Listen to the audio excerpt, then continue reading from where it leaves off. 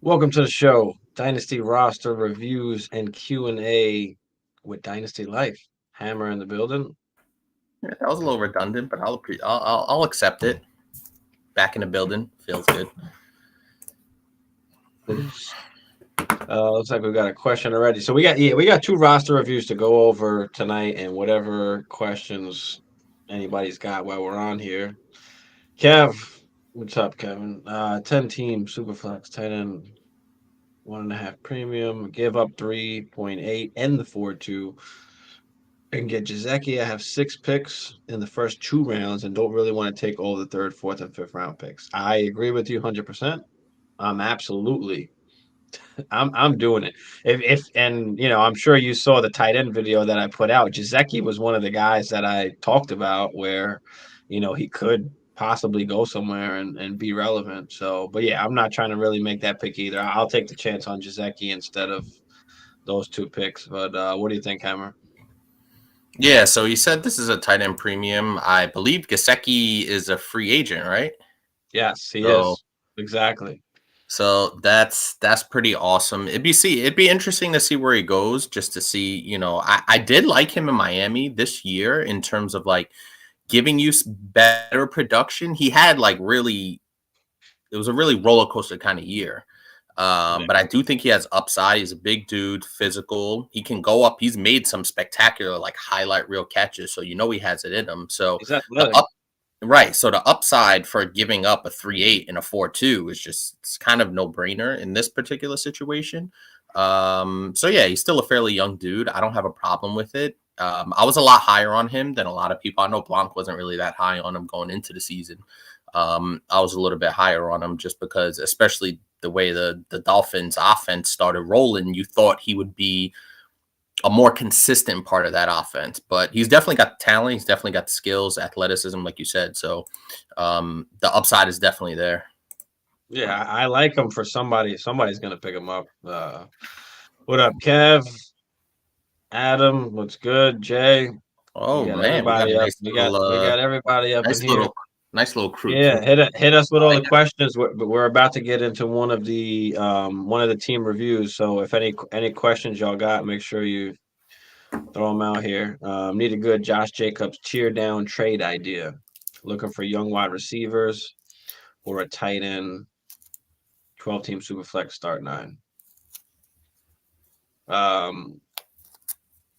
Yeah, I mean, if you can get a tight end, I mean, or a nice young tight end and take the advantage at that position, I mean, that'd be awesome. I mean, I don't know what it's going to cost to get, one of the top guys, the Pitts, Andrews, TJ Hawkinson is now. That was going to be a name I was going to bring up. It was Hawkinson, where it's not, you don't on the surface, you don't look at him and put him in that Kelsey, Andrews, Kittle, even. You could throw Kittle in there. I know he's getting a little bit older, obviously, but you don't really mention him in those with those top 3-4 guys, but he's definitely there, I believe, especially production wise. Dalton Schultz, you could throw in there as another under the radar sleeper that you like. Blanc as a buy kind of medium guy. I know I use that word a lot, but it's not buy top end guy, but just that tier right under, and it might not cost you as much, and they may be more available for trade.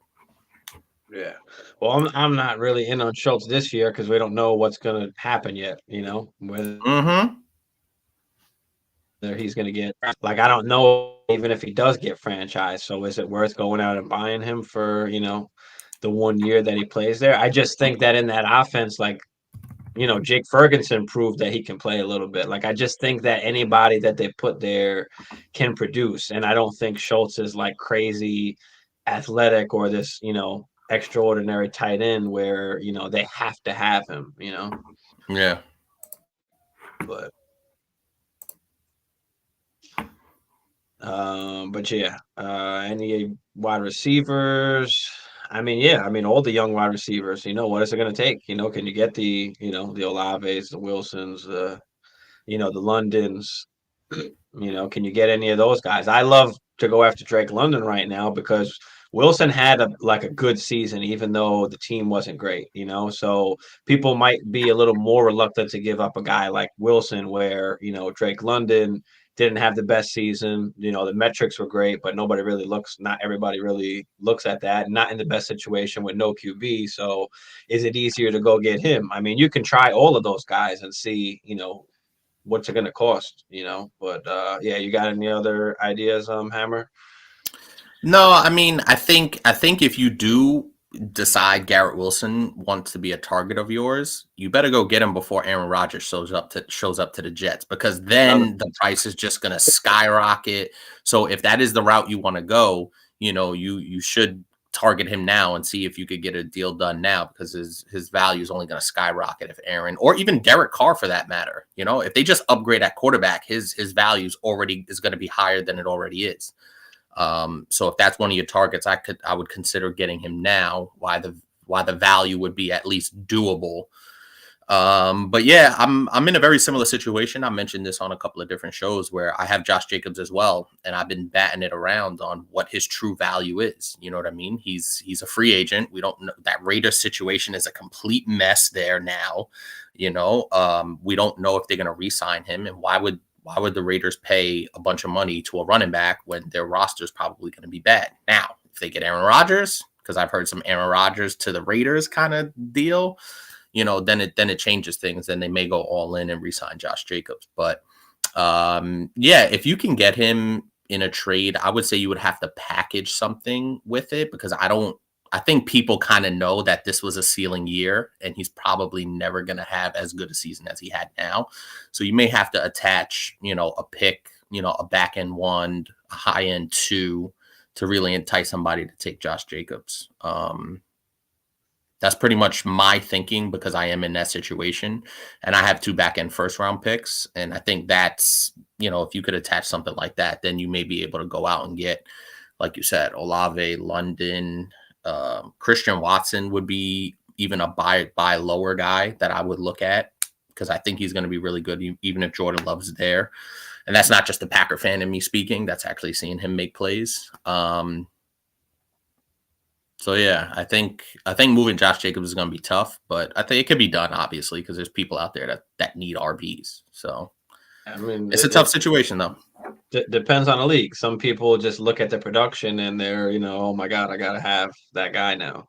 Yeah. They don't look. Some people don't look at it as a ceiling year. It depends, who's the GMs and what their thought process is. But yeah, I mean, DK. I mean, you can look to get any one of these young I do like wide that. receivers. Jerry Judy, even though his price kind of just went up now that Sean Payton is there, like, people kind of like that idea. Adam, just getting Dynasty startup. Should I lean more towards youth or talent in my draft?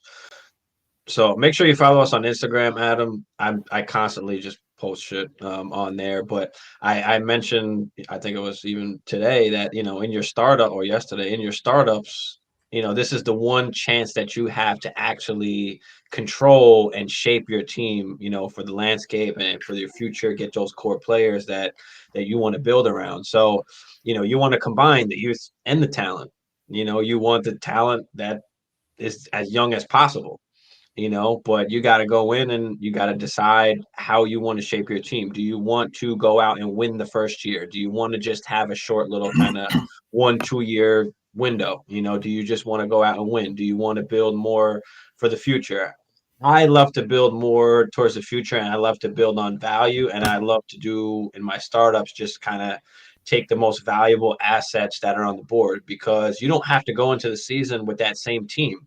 It's just, can you get guys that are going to accrue value and gain value before the season or during the season, and then you can use those guys to trade for other pieces if you want as well. So I like to just go after, as much youth as you can, but as much value to a certain extent, because once you get into the, 6, 7, 8, 9th rounds, at that point, it's like, do you take the Sky Moores and the Kadarius Tonys, or do you take the the James Connors, Derrick Henrys, those older guys that, you can kind of shape your team. You can kind of use those older guys for the few years. So if you get a bunch of young stud wide receivers early and then decide, hey, I kind of do want to try and win now as well, and then you start drafting some of these older running backs. So there's a ton of different strategies that you can use. So if you look on the page, there is one Dynasty startup that I recently just did myself, and I speak a lot about Dynasty startups and different kind of ways that you can strategize and different kind of gems that I throw in there. So make sure definitely check that out, Adam. What do you think, Hammer, about Dynasty startups? What is your take of, youth talent? Do you plan to win now? I mean, everybody's a little bit different, so Yeah, so I mean, listen, my strategy, I'm trying to win every single year. I don't care what it looks like. I don't care. I just want to put my team in the best position to make the playoffs. And then, as we know in fantasy, the playoffs are just a crapshoot, really. You know what I mean? So, especially we're going into our third full season, our second off season in Dynasty. So, my outlook on it is a little bit different than we originally started with, because I did take Derrick Henry in our startup draft 2 years ago. And then obviously I traded him after the first year. So I started to kind of understand what certain guys' value is, whatever. But for me, I would look, as you said, wide receivers have a much longer shelf life than running backs, and quarterbacks, those stud quarterbacks, those Mahomes, those Burrows, those Josh Allens, those Herberts. You could throw Jalen Hurts in there now. Those kind of five guys, you want to have one of those five guys, because then you're set at quarterback for the next 10 plus years. And then go out and get yourself a Chase, a Jefferson, somebody like that, a Garrett Wilson. It kind of looks like Garrett Wilson is going to be one of those guys as well. And try and build, at least have two of those rock solid young core foundational guys. Luckily, I was able to trade for Chase, but I did draft Burrow, and that worked out really well. So I would say at least have 2 to 3 guys on your team that are going to be young and good, especially with those first 2 to 3 picks. Those are the money picks that you have to hit in combining youth and talent.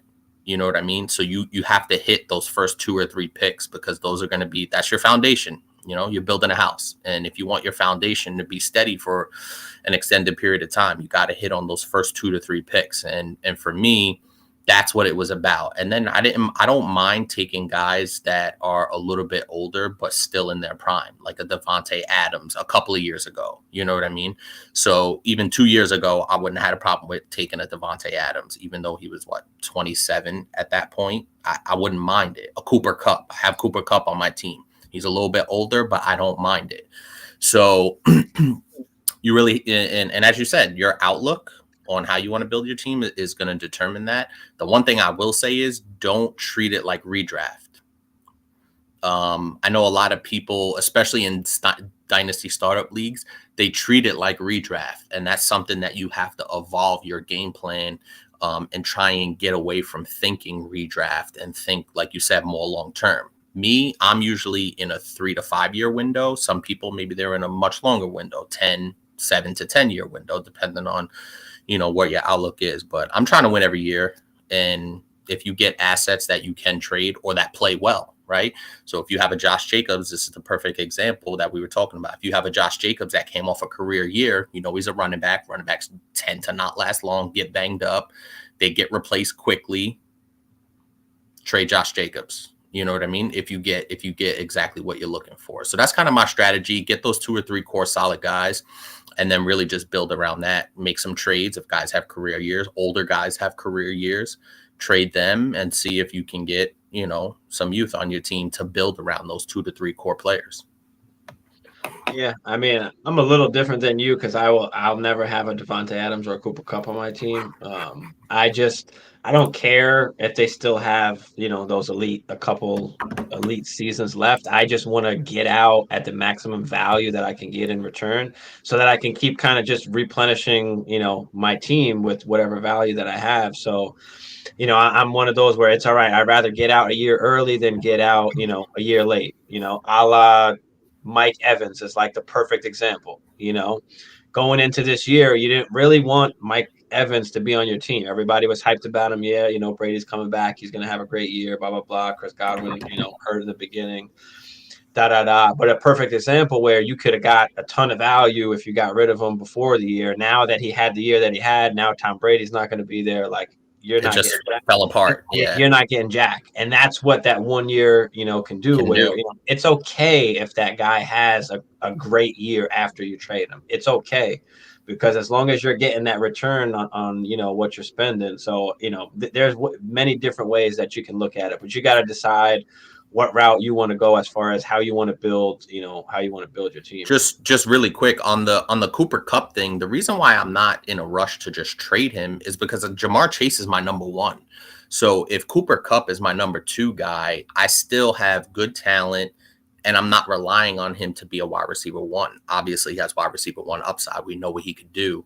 But there's a case to be made to trading anybody really, that's not named Justin Jefferson and Jamar Chase. There's really a case to be made for trading. That's what I'm saying. So I'm not opposed to it, but the situation that I'm in for my specific team, because I do have Jamar Chase and Joe Burrow, I can afford for Cooper Kupp to even take a step back from his, ridiculous season. And he was on pace for another ridiculous season this year before he got hurt. So if he slides into that number two spot, I'm more than comfortable with that, and still having a championship team, because I already have a true wide receiver one stud guy in Jamar Chase. So you really have to see how your roster shapes out.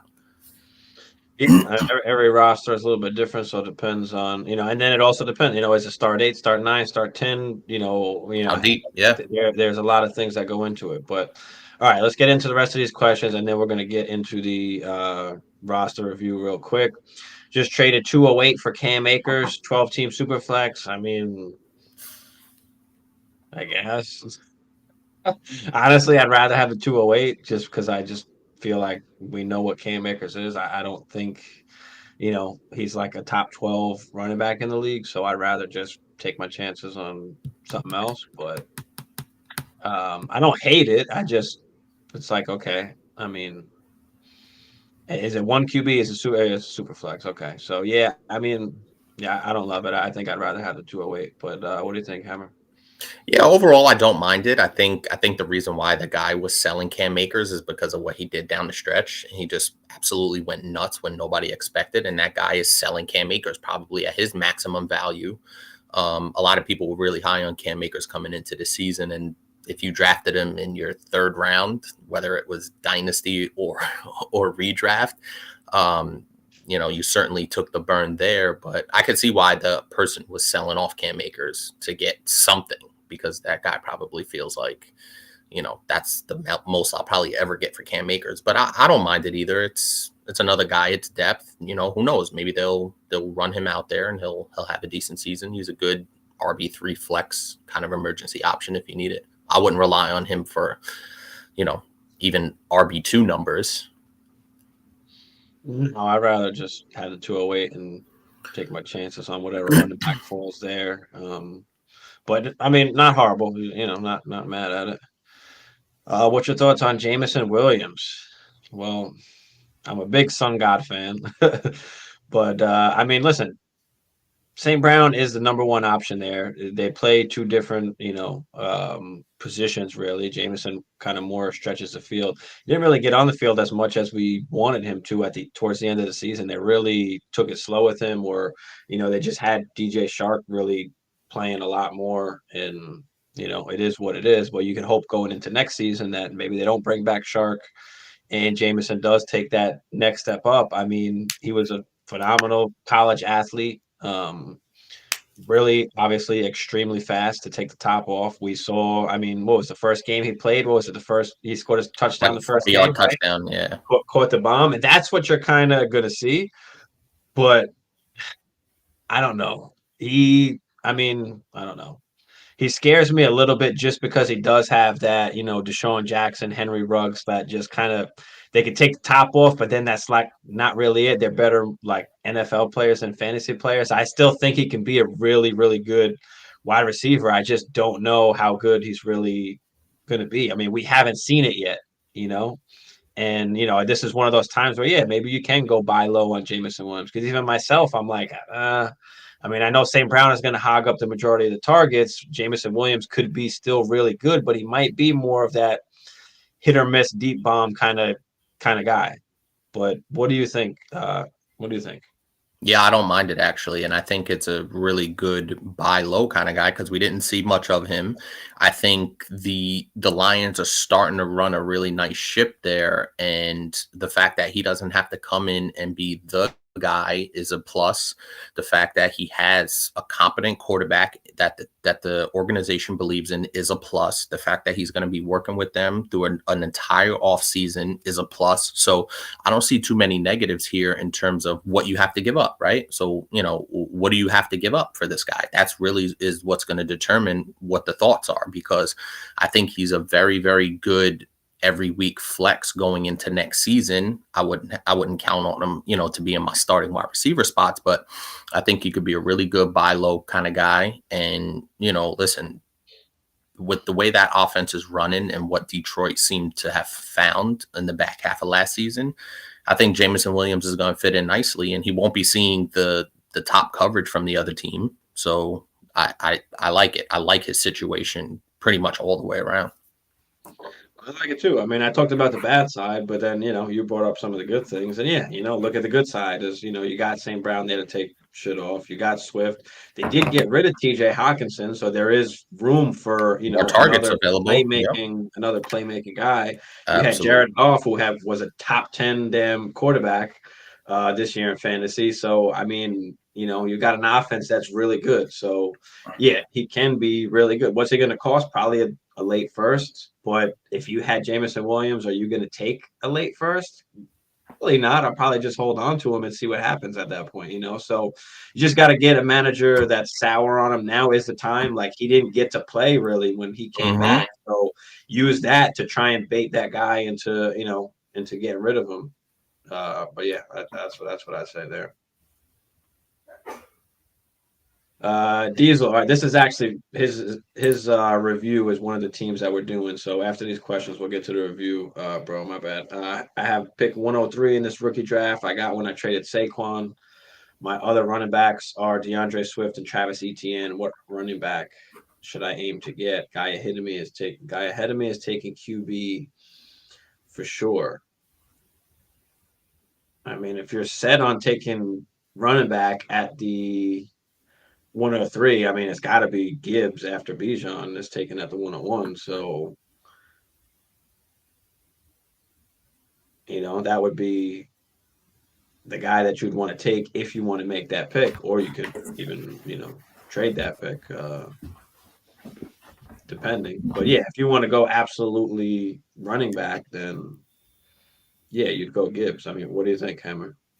I think that's the way to go.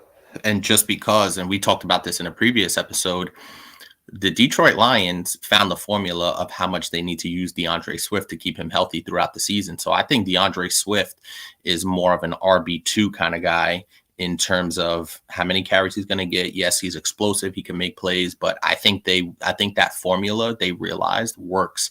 And I don't think we're going to see the DeAndre Swift where he's getting 25, 20 plus, I should say 20 plus opportunities. I think if they could get him in that 15 to 17 opportunity, range again throughout next season, that'll keep him healthy throughout the course of the season. So I think from that standpoint alone, taking the RB, whether it be Bijan or Gibbs, is the right way to go, because I think ETN is going to be a RB1 the way it's shaken out. You take Bijan or Gibbs, whoever's available, that's essentially your RB2 or your flex. And then you have DeAndre Swift as your RB2 flex, depending on how things shake out. So I think you have to go RB just because I think DeAndre Swift is not going to get those top end opportunities to be, a top 5 running back. Will he be a top 12? Maybe with how explosive he is. But I think the Lions are going to be careful and kind of use that formula they used down the stretch last year and limiting his carries to keep him healthy. Yeah. I will say one other thing, though. I mean, even if you could trade out of that pick to get a running back, because once that clock comes on and that 102, like you said, the guy is taking the QB, if, Bryce or Stroud go, there's only one of them left if Levis and Richardson don't go at, top and 10 people as well. will Or even still, people are going to be wanting to get that pick to get that QB. So you can always trade out of that spot on the clock as well and pick up, a great running back. So you can do that also. Because I'd rather have the proven guy than, going to get Gibbs. Unless Gibbs goes to like the fucking Eagles or the Bills, then might be a different story. TK, 12-team Superflex PPR. Brees and the 23 109, 111, or the 23 101 AJ Dillon. All right, so basically Brees, the 109 and the 111, or Bijan, AJ Dillon, and a 24 first. What do you want, Hammer? Or that's tough, man. Because I think Brees, it's going to be interesting because we know how those nasty ACL injuries are, and the running back's not exactly the same that first year back. But will he be better after that? Yeah, then he's going into year 3. I think I might go the 101 AJ Dillon and a 24 first. I think I'm leaning that way. It's a tough call, to be honest with you, but I think I'm going the second half, the back end. 23 101 AJ Dillon, and then another 24 first. Yeah, I mean, the thing is, Bijan is worth more than Brees. He's going first in all Dynasty startups. He's the first running back off the board. And then you got the 109 and the 111. I mean, you can look at it both ways. Like, if you take the Brees side, you can flip the 111 or the 109 for a 2024 first, I'm sure. And then you still got another first to play with, whether you trade that. So, depending on if you need the assets or not, if you need the assets, then you got to go with the Brees side. But if not, then yeah, you're going Bijan. Because even if you take the 101 side, I mean, you could trade Bijan for fucking 2 3 first also. You could trade the 101 to even move back and get 2 more first. Then you got fucking 223 first and a 24 first. And Dylan. Well, then it'll be the same. Yeah. I think I'll take the Bijan side too. Just you gotta go pure value wise. What you can get for Bijan is like insane. So yeah. You can turn Bijan into whatever the fuck you want. Diesel. Doing some mocks. I'm considering trading out of the first round and stockpiling extra picks in between the second, 6th round. I did it before and made the playoffs. You recommend? So mocks. I'm trading out of first round. Talking about startup. Startup. Yeah, startup. Okay. I'm not a huge fan of trading startup picks. It just gets. It doesn't. I don't know. Sometimes it doesn't make a crazy difference. I like I'm okay with trading back like a 6th or 7th, 8th round pick. I'm okay with trading that for like a 24 first and something else. You know what I mean? Like I'm okay with that, but it all kind of depends. It depends on the situation because if you're thinking about losing anywhere, if you're getting out of the first round.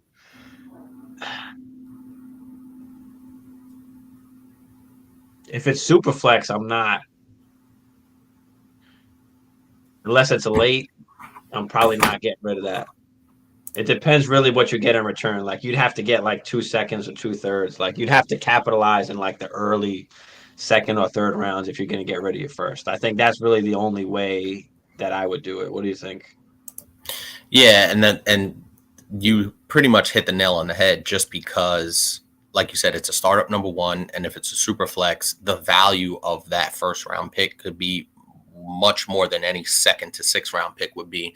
And even if it wasn't a startup, if I'm trading a first round pick, I want to get either a 2024, the next year's first round pick, whatever that may be, and maybe something else depending on how high the pick is. Is it a 1-0? Is it a top 4 pick? Is it a top 5? Well, you wouldn't know. You wouldn't know that. That's the problem.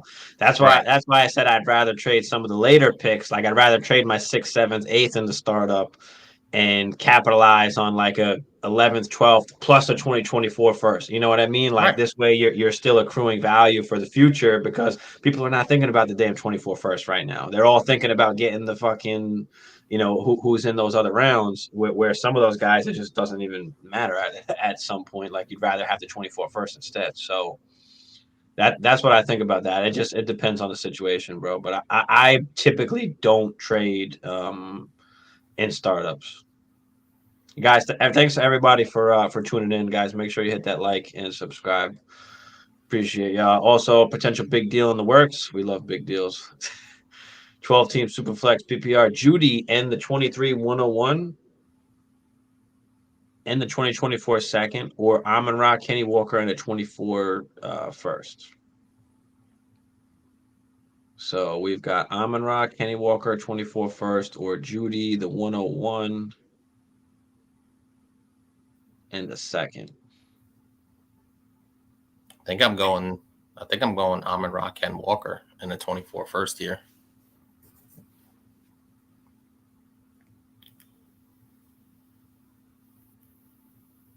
Yeah, I think I'll take that too because I'd rather have Amon Ra. I mean, you would rather have Bijan than Kenny Walker, but But who not knows what the not difference not is at the going to be. cost of a first. I don't think because Kenny Walker's pretty much locked in as like a top 5 dynasty running back. I mean, he's got the Right. role. He's going to be the 3 down guy. And they love to run it there. Bijan is going to be fucking great as well, but that difference in production, I'd rather have the first than the second. I think that's the biggest part. 100%. And I think that's exactly where my mind was going, where the difference in production isn't worth having Judy and, like you said, and that second over Amon Ra and another 24 first on top of it, which you could leverage into something else. So the difference in production isn't worth giving up those other two assets. Definitely. Boom. Dylan also saw something I suggested. I'm subbing. Yeah, appreciate you, brother. Good shit. Definitely appreciate you, man. All right, let's check this out. Thoughts on this team? What to do? And after this, we're going straight to the dynasty roster review. We'll still answer questions as well, but we got to get into the roster review. So we're not holding up Diesel over here. Thoughts on this team? What to do with the 23 picks? 12 team PPR, 1 QB, 2 running back, 2 wide receivers, a tight end, 2 flex, 2 IR, QB, Prescott, Lance. All right, hold on. 4, 5, 6, 7, 8, 9, 10. Is it start 10? Hold on. Yeah, it looks like start 10. Okay, Prescott, Lance, Javonte, Etienne, Stevenson, J.K. Hubbard. I think there's more. Okay. It's the second piece of it. it. Let's get the second one. Here we go. AJ Brown, Pittman, London, Garrett Wilson, Ridley, Judy. Okay. Round Moore, Slayton, tight end, Hawkinson are picks 102, 103, 111, 202, 210, 24 picks first, second, and fourth. Oh, you're solid, So man. just what to do with the I would imagine pick? with the first round picks, at least. You've got Dak and you've got Trey Lance. I think this is 1 QB, right? Not super flex. If it's super flex, then we got to get another QB. But if it's not, you're okay. I don't think it says. Oh, it just says 2 IR. Okay, I'm reading it wrong. And then it says QB, Dak Prescott, Trey Lance. Okay, I'm reading it like 2 IR QB. I didn't know what the hell. Okay, my bad. All right, now I got it. So yeah, you got Dak, you got Trey Lance. Okay, that makes sense. 1 QB. All right. So that makes a lot more sense. So that's 1, 2, 3, 4, 5, 6, 7, 8. So this is start 8. Okay. So we got AJ Brown, Drake London, and Jerry Judy and Garrett Wilson. Okay, I love that. So you're pretty set there. Running backs.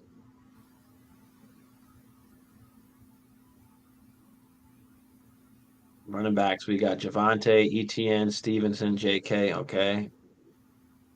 Yeah, I mean, you're looking solid. Then you got TJ Hawkinson. So yeah, you're definitely looking solid. So question is, what do we do now with the pick? So we don't need much, right? So what do we do? I mean, I would just pick the best player available at 102, 103. 111, honestly, I try and trade that for a 2024 first. I'd rather just take the random shot on that since it's a 111 anyway. I see if you can do that. And then you've got the 202 and the 210. I mean, can you try and tier up? I guess you can if you wanted to. Can you take the Wilson or Judy or London and add the 111 or the 202 and like tier up to like a, I don't know, the CD Lambs, the St. Browns, one of those guys. If not, I mean, you're set where you are, and then you just take the best guys at 102, 103, which could be, could take whatever best wide receiver you think, whether that's JSN or Addison or Quentin Johnston. For me, it's JSN, and then you could take, Gibbs at the 102, which is a second running back after Bijan. So, you're just basically stockpiling after that. But you've got great young talent. Like there's nothing else really much for you to do. What do you think? I think this guy is in a position to load up and you could get, and really, I don't want to say anybody per se, but you could really load up and go get yourself another guy to fucking pair up with AJ Brown. And you could still keep one of these young wide receivers, whether it's Garrett Wilson, Ridley, or London. You could pair, you could pair the 102 or the 103 with a Pittman, with a Garrett, even with people probably not that high on Ridley, maybe a Judy, and go try and get T. Higgins. Go try and offer somebody Jalen Waddle. See if you could land that absolute stud to go with AJ Brown. I know Wilson and London are on the rise. Maybe try and trade Michael Pittman if you can. We don't know what that we don't know what that Indy situation is going to look like. It's probably going to be a mess for a little while. So I would try and make a run at a T. Higgins, a Jalen Waddle, and see if I can use up some of these assets you have now to get another stud on top of whatever else you have and just take off. That's what I would do. Yeah, just basic. Yeah, exactly. Same thing. Just try and you can tier up. Like that's really the only thing you can do at this point is tier up or just make the picks. Like, so if you can tier up, that's awesome. Can you go get the CD Lamb? Can you go get the St. Brown? Can you go get the Waddle? Can you go get the T. Higgins? T. Higgins possibly on the move, as we've heard, which I kind of figured like it's going to be tough. They can't pay everybody, and they have to pay Burrow soon, so, right? Yeah, appreciate you, Dylan. Jake, 12 team, have PPR start 10. Daniel Jones and Bellinger for the 1-9. Have PPR start 10. Daniel Jones and Bellinger for the 1-9. Tremble 24 second, 25 third. Is this one QB or super flex? I'm guessing it's got to be one QB. I think he put the super flex. Oh, it is super flex. My bad, super flex. I meant. I think I'm keeping Daniel Jones. I meant got to be super flex. Daniel Jones and Bellinger for the 1-9.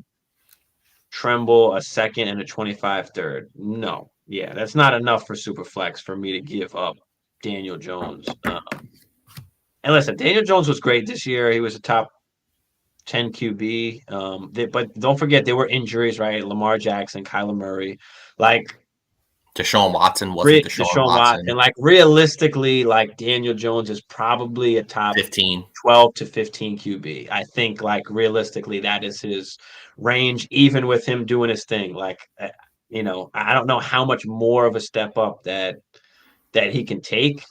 Because like I said, even if he does take a little bit of step up, you still got all these other guys that, the injuries obviously played a part. So I like Daniel Jones and super flex. Like the 1-9 is just not enough unless Daniel Jones is somehow your third QB and not your actual super flex QB. Like that's the only way that I maybe want to do it. And even still at that point, like it's not really good enough for me to give it up. So I'm not doing this, Jake. Like I'm keeping Daniel Jones. If you're the one that's giving him up, keeping Daniel Jones. I concur. And No, I concur, and I just think that, like I said, I know people are really high on Daniel Jones right now because he had a great season, and I think your point that you make about the other quarterbacks being injured is definitely a valid point. But I still like his overall prospects with the coaching staff in place, believing in him. His rushing upside is tremendous.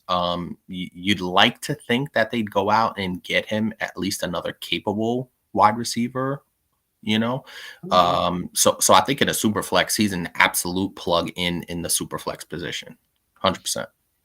No, absolutely. I like him a lot. But yeah, I still think he's, that 12-ish to 15, but solid, QB that you can rely on. And, With good and upside. now, especially now, like more than ever, there's not a ton of QBs that are like Yeah, absolutely solid, outside yeah, once you get outside that top 12-ish. So you know, it's rough, man. yeah. I Jake, agree no, with no that. problem, no problem, Jake.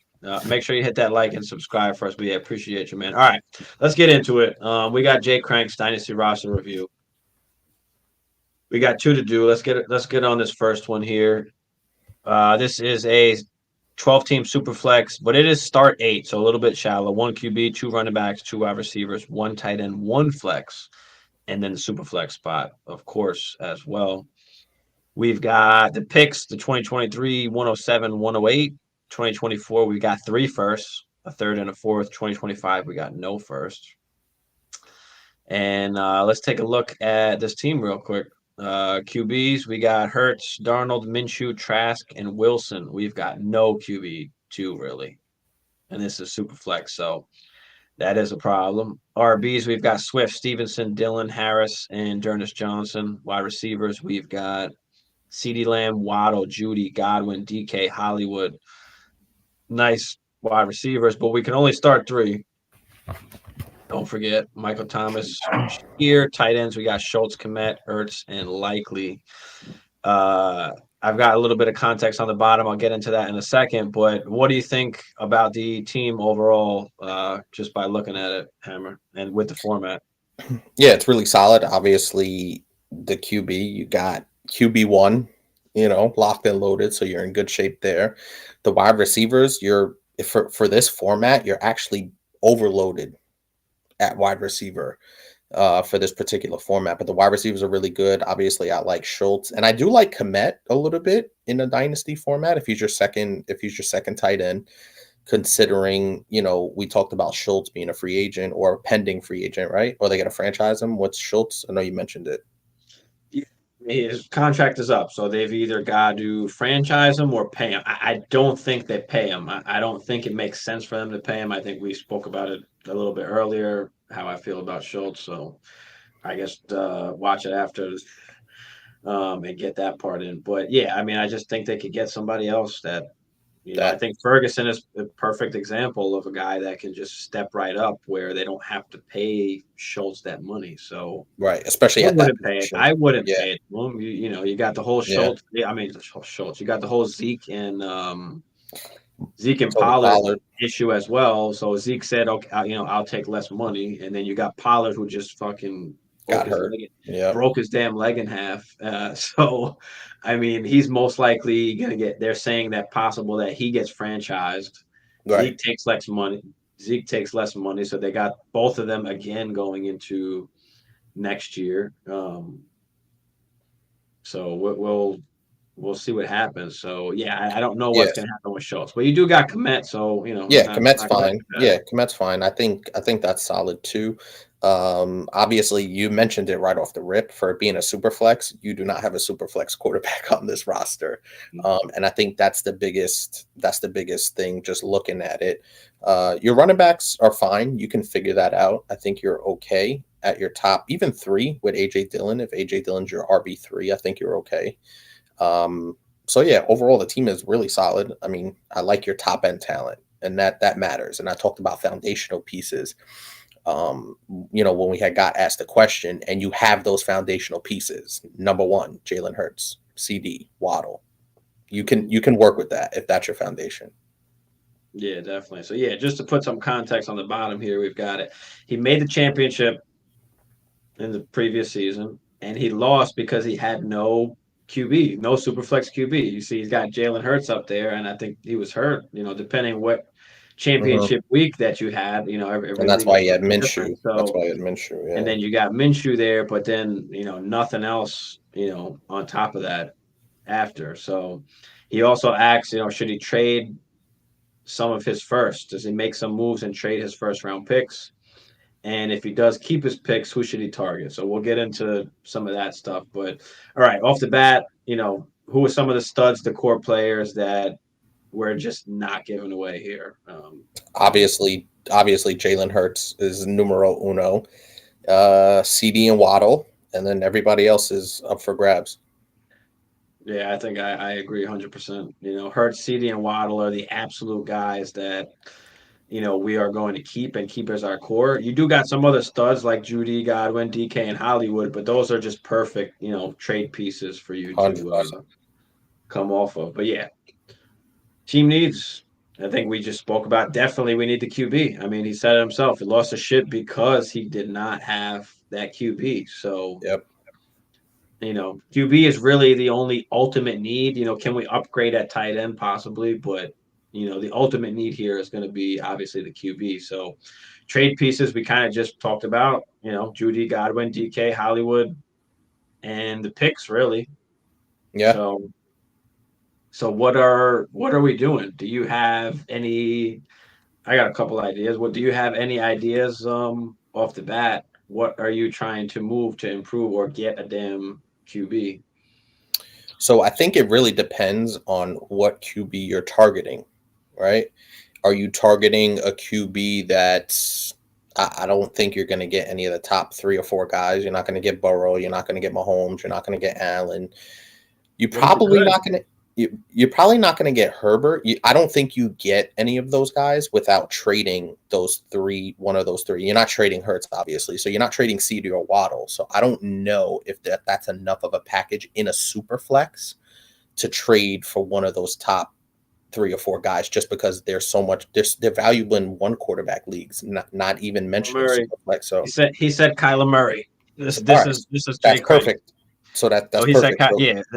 We that's always perfect. talk about how the guys people are sour on the Kyler Murrays, the Lamar Jacksons, and those guys that people are Maybe just even the Deshaun Herberts, Watson. Deshaun Watsons, the people that are guys are just kind of sour. I think Kyler Murray is a perfect kind of guy to go after. I just got Kyler Murray in one of my super flex leagues. Um, it wasn't Yeah, cheap, but he still had to.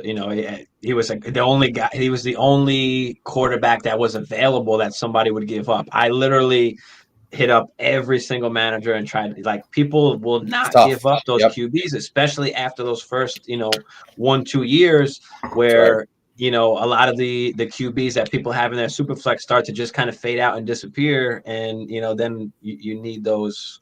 You need those damn QBs. He said that's who he's targeting. He's going to have to find the right package and be patient. I think absolutely. Listen, you got the Yeah, 107 and the 108. You asked, should you trade those first? Absolutely. I'll trade the 107 and the 108 for Kyler Murray if I could. Is and it going to cost more than that? throw You've in got throw in throw in DK if you have to. you got plenty of guys there. The DKs, the Hollywood, Judy. the Judy, the Godwin. I know you'd like to have probably the stack with Hollywood, but is Hollywood really going to make your lineup with CD and Waddle? You can only start 3 guys, so And you Judy and know DK, yeah. I'm okay with getting rid of Hollywood. So yeah, any one of those guys with the 107 and the 108, I'd give up. And you could also see if you could get something back in return, like a third or something like that. But Yeah, uh, a couple of other guys that I'm high it's on, going to Crank. cost more. He said so. Okay, he said it's going to cost more. Okay, so yeah, well, what more is it going to cost? Is it going to cost him? Is it going to cost you a Hollywood, a Godwin, a DK? Like, Yeah. what is it? You know, and you got to pay whatever it is. I mean, it doesn't matter. You got Yeah, you a got to couple pay it because you lost because of this reason. But my bad. Go ahead, Hammer. yeah, no, a couple other guys that I tend to look at too. And I mention this on almost every show where we get this similar. Jared Goff, man. I love his production, and Just for the traded. super flex, You traded him away? I just traded Jared. Well, we'll talk about that in a second. But go ahead. But I think for especially for this particular roster, I think he's a really good buy quarterback just because everything that's coming out of there. He's going to be there. He's going to, he's going to be the quarterback. We talked about the weapons, with the last question with Jameson Williams, what they have in Detroit. And Jared Goff was a top 10 quarterback anyway. So I think Jared Goff's and the stigma around Jared Goff to me is such where you won't have to pay a high premium price for a guy like Jared Goff. Maybe in a super flex, you might have to pay a little bit more, but I think he's another guy that's worth looking after. And he doesn't get hurt. He said DK. So what is the 107, the 108, and DK? And DK, Don't forget, you got 324 first also. So you got plenty to play with. So buy DK. I mean, I'd do it. 107, 108, and DK. Kiss DK goodbye. Get yourself Kyler Murray. Now you still got 3 firsts. You still got all these guys. Now, can you maybe tier up at the tight end position? Can you get rid of, Hollywood, Judy, or Godwin plus and go get yourself a top tight end? You don't even have to stop there. Can you go get yourself another decent QB? Can you go get Goff as well? Like you said, Hammer? On top Can of you it, give yeah. up Godwin or Hollywood plus if you have to and go get Goff? So now you've got Hurts, Kyler Murray, and Goff because you just saw the last year with Hurts going down and getting hurt, yep. Kyler Murray going down and getting hurt.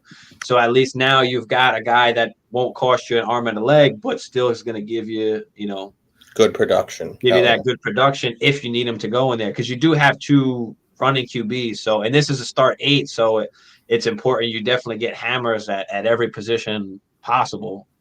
And, if you can back that up with another, what pieces would you throw in for Goff? Listen, everybody's a little bit different on Goff. It all depends on how you feel about it. I just made a trade today. I gave up Jared Goff and the 105, and I got Jerry Jeudy, Javonte Williams, Chase Edmonds, and a 3rd-round pick. It's kind of like a perfectly even kind of trade. They're all kind of going in the same area. In startups, and keep trade cut, it's literally like exactly almost the fucking same. It's just I have Joe Burrow, Trey Lance, and I'm gonna have Bryce Young or CJ Stroud. So I was willing to give up Goff and get some position players, but you're in a different situation than Crank. Yeah, I'm in a different situation than that. So what is it going to cost you to get Goff? I don't know. I would honestly just offer up one of those. What you have? Offer up the wide receiver. You have those, and you got the first. Yeah, and you got the first. Does it cost you 2 2024 firsts? And where your team is, those are going to be back end first. Those are going to be back. Yeah, those are going to be back end first round picks anyway. Well, yeah, I'd give up your first definitely, and then one of the other ones, and then keep one of the one of the others. But does it cost you Hollywood? Does it cost you Godwin? Does it cost you Judy? I'd honestly want to really try and keep CD Waddle and Judy to play in your 2 wide receivers in your flex position. So I'd rather give up Godwin or Hollywood, but you might not have that luxury. You might have to. To be honest, have to give them up. To be honest with you, for me, Judy and DK are kind of one and the same.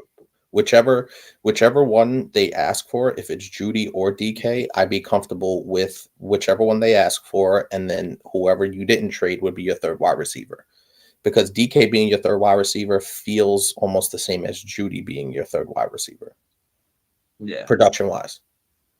Yeah, just inquire what it's going to cost to get Goff too. I'm okay with giving up Stevenson as well. I mean, you won't have You won't have a great second running back position. You put yourself at a little bit of risk, but if that's what it's going to take to solidify a damn QB position, then that's what it's going to take because you could always try and replace that. But if you got these QBs locked in, you're guaranteed, and you still have CD and Waddle, you're guaranteeing yourself, contention for a long period of time.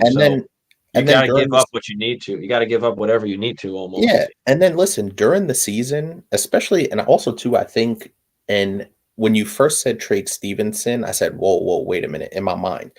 But then as I'm thinking about it, how many seasons have gone by where you can just pick up an RB off the waiver wire because another running back got injured and plug him in?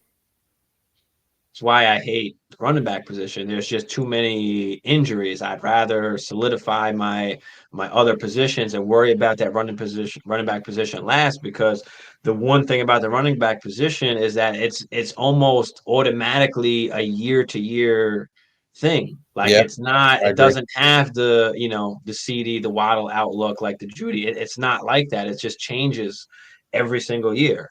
We went I into agree. this year and you were drafting Stevenson crazy late because they had Damian Harris, like, and you were drafting Stevenson crazy late, and then Stevenson turns out to be the guy. But now, don't forget he's only got what two more years left in New England. On top of And that, we know how Bill Belichick is with running backs. they never re-sign running backs. On top of that, is he going to actually be the workhorse? We saw him break down and get hurt towards the end of the season. We know Belichick is always one to go and get that third down running back. He's always got that James White guy. So Rex what? Burkhead. And don't forget, James White got hurt this year as well, so they didn't have that either. So I'm okay with moving off of RBs to solidify any of your other positions, and then worry about the RB position last. Because don't forget, you still got these 24 first here. Like, you're okay, man. You're definitely okay. Um, but I mean, what other idea? Any other ideas? No, I'm trying to cycle through some buy. Can we give up Schultz in a first and go get fucking TJ Hawk? We just talked about Hawkinson, Yeah, I mean you could. I don't know. Yeah, I wouldn't mind that. you know. But all right, so we gave out a bunch of different options. Let's say worst comes to worst. No, hey, he's actually asking right now. I'm actually going into it right now. Takes the offers. I'm forced to keep the picks. See what my roster needs. Would you be a bit okay? So yeah, if he's got to make these picks, if he can't get anything, you got to be able to get a damn QB, and give up whatever the hell you need to get the QB. But let's say you worst comes to worst, okay, you can't get the QB at 107, 108. You're almost forced to take the Will Levis or the Anthony Richardson if they get picked in the first round of the NFL draft. Like you're almost forced to take the chance on any QB there. I think. Otherwise, if it's not going to be QB, you just got to take the best player available. I mean, you got to take the most valuable guy that's there. I mean, it's super flex, so figure at that point maybe one of the top three wide receivers falls. I mean, you got to be lucky. Michael Mayer would be like the perfect area to take the Michael Mayer after the wide receivers and the running backs and the QBs goes. Like Michael Mayer is right there, perfect for the taking. Like, so I take him if you could as well. And then, yeah, if not the top wide receiver, top three wide receivers, Mayer, and then I take whatever next best running back there is, or QB, depending where these guys get picked. If they don't get picked in the first round, Richardson or Levis, they don't get picked in the first round of the NFL draft. That's it. I'm out. You can forget about them in the first round at least in your draft. But what do you think, Hammer?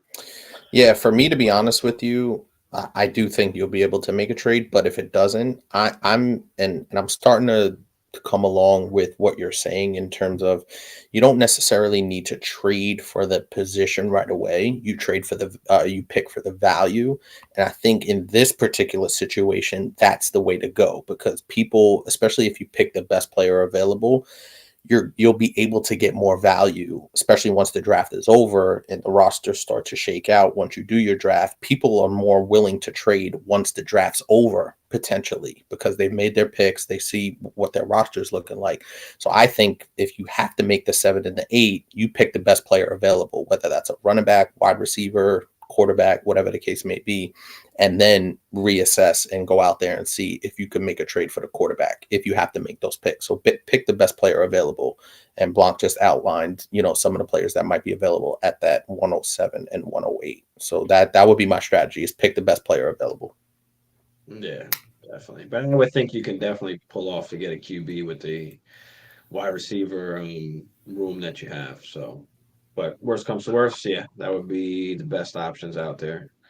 Yeah, in a 12 team, you should be able to get a guy,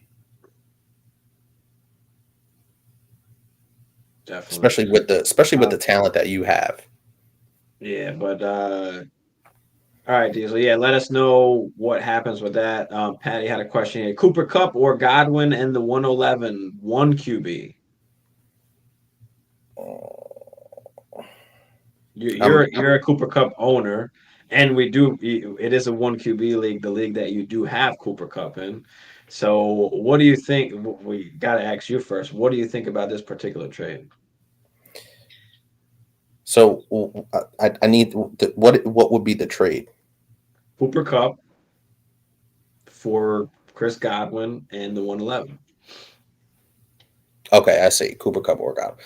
Oh Yeah. man, to me, it's Cooper Cup, and I'm not saying that because I am the owner. I'm trying to take a more objective approach to it, and obviously, Cooper Cup's my guy. He won me the championship the first year, and even last year before he got hurt, that was a terrible Rams team, and he was still trending towards top 3 wide receiver production.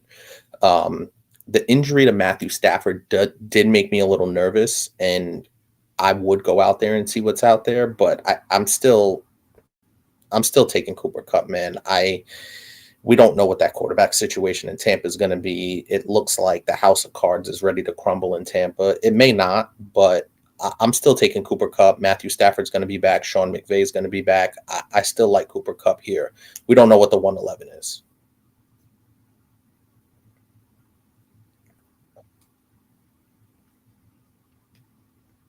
Go ahead. Say what you have to say. Everything, That's fine. no, everything that you're saying is true. I don't know. I think I would say this. I would say that you need to shop Cooper Cup. Like if this was the last, like if this was the only, like the best that you can get for him, like even at A that little point, bit more.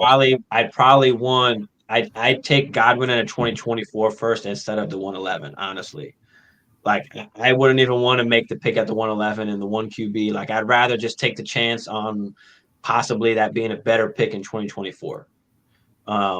So if this is the only best option that you can get, then I would take it. But I would shop around. Like I can't. It's not an automatic like smash. You know what I mean? It's like you gotta see what else is out there. And if this is really the best that you can get, honestly, I might even hold. If this is the best you can get, I might hold and wait till Stafford's back out there and they're fucking clicking again, and then maybe try and trade him at that point. Because Godwin's okay. He's still going to be good, but, there's no Brady there. And then, 111 is just a crapshoot in the one QB. So it's tough. I think also too the one of the reasons why I'm keeping Cooper Cup, and I don't know, Patty, what the rest of your roster looks like. What other wide receivers do you have? Your roster, bro, just in general. Say that again. I said, forget your roster, just in general. No. I'm saying, what does his roster looks like? What does his roster Yeah. look like? And that matters, though, to me anyway. It matters what the rest of your roster looks like, because, as I said before, if Cooper Cup is your number one, yeah, you might want to come off of him and get a little bit younger, even if you have to downgrade in production for now and get a younger wide receiver and a pick. Like I'm comfortable with that. I'm not saying I'm not trading Cooper Cup by no means. Like he's not untouchable at this point. But if the rest of your roster, if you have a wide receiver one, if you have somebody else that, Plot twist. oh, he's getting Cup. It's like plot twist. Heavy contender. He'd be getting Cup. Oh, okay. He'd be getting Cup. I like it. I'm okay with it. One QB. Yeah. One QB. Oh, Yeah, yeah. I'll buy Cup. I'll buy Cup for that. I'll buy Cup for that. That's Oh, not bad. 100%. That's not bad at all. I buy 100% I buy Cup for that. Because listen, Cup can still do Cup things, I believe. Like I said, even with a shitty offense around him, he was doing work. And listen, as Blanc said, even if you do pick up Cup and he's going crazy for you, his value just goes up. So you have Diggs, CD, Waddle, and Higgins. Where's Cup fitting into that? What do you have? 4 flex positions? I can't hear you. It's got to be like 10, 11. Um, Yeah. where he needs Cup to pull it off. So yeah, I mean, especially with the guys that you have already. I'm absolutely okay with going to pay for Cup because with Stafford, he may have another season or two at this top production. So yeah, I'm okay with doing that. I like it, Patty. And listen, even as I said, that could be a situation where you pick up Cup and he goes off for the first half of the season, and you can trade him for 2 first-round picks if somebody's willing, or whatever. Yeah, Go you that might route. be able to Hell get yeah. something better in return.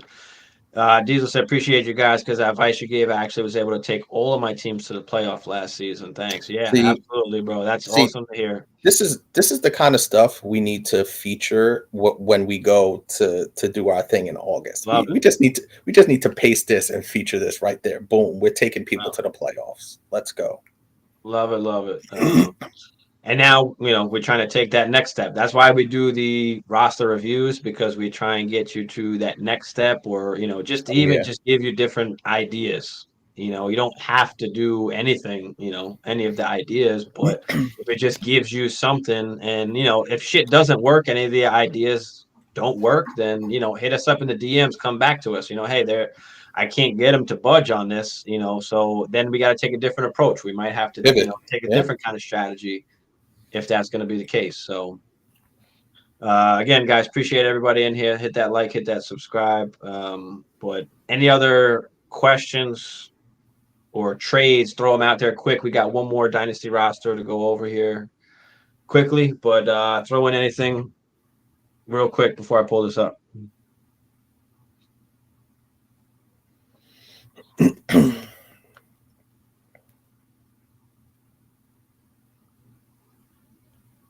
I got something over here. My nose is hella itchy, bro. That happens to me too in the wintertime. Gets dry. Oh my god. Might be hair. Getting old. Probably getting some long ass nose hairs. All right. Let's pull up this other team here. We've got Brian. One more question. Okay. Yep. Definitely. How do we feel about Tua? Tua is I mean, I got a good word. listen, go ahead. Risky. That's the I mean, best way to describe him. the doctors have cleared Still him. in concussion protocol, though. I heard. No, he's good. He's good. He's now. out now. Yeah. He's good now. So the doctor said he's okay. He's going to be fine. They said Okay. that going into next season, Tua is still going to be the guy. So we got no issues from the the GMs or the coaches or anything like that. But at the same time, I mean, damn, how many times is this dude going to get knocked out? Like we've seen it with Wayne Corbett and who else? There's been a couple different guys where it just kind of keeps happening, and then they've got to just fucking get out. I mean, this guy needs a fucking balloon for a fucking helmet. Like, I don't know, bro. It's agreed. So it's just there's a little bit of risk involved, but listen, he's the guy. He's the guy, but there's risk, But instead of Tua, can you go out and get Deshaun Watson? Like I would be more comfortable doing that than going to get Tua, and they probably cost just about the same right now. Watson should cost more, but there are people that are going to be sour on him. So it all depends. Is he worth 2 firsts? Yeah, I mean in Superflex League, yeah, he's a starting QB for a prolific fucking dominant offense. Yeah. Like, so yeah, he's definitely worth 2 firsts. But yeah, how do you feel about Tua? I know you keep saying risky. Like, I mean, so risky, and not in the fact that listen, they cleared him, whatever. But bro, the microscope is on him. Any hit he takes that looks somewhat questionable, it's gonna, you know what I mean? So that's what I'm saying. And I'll be honest with you, it's not gonna take much if he takes a big hit for him to get pulled out of a game and miss 3 weeks.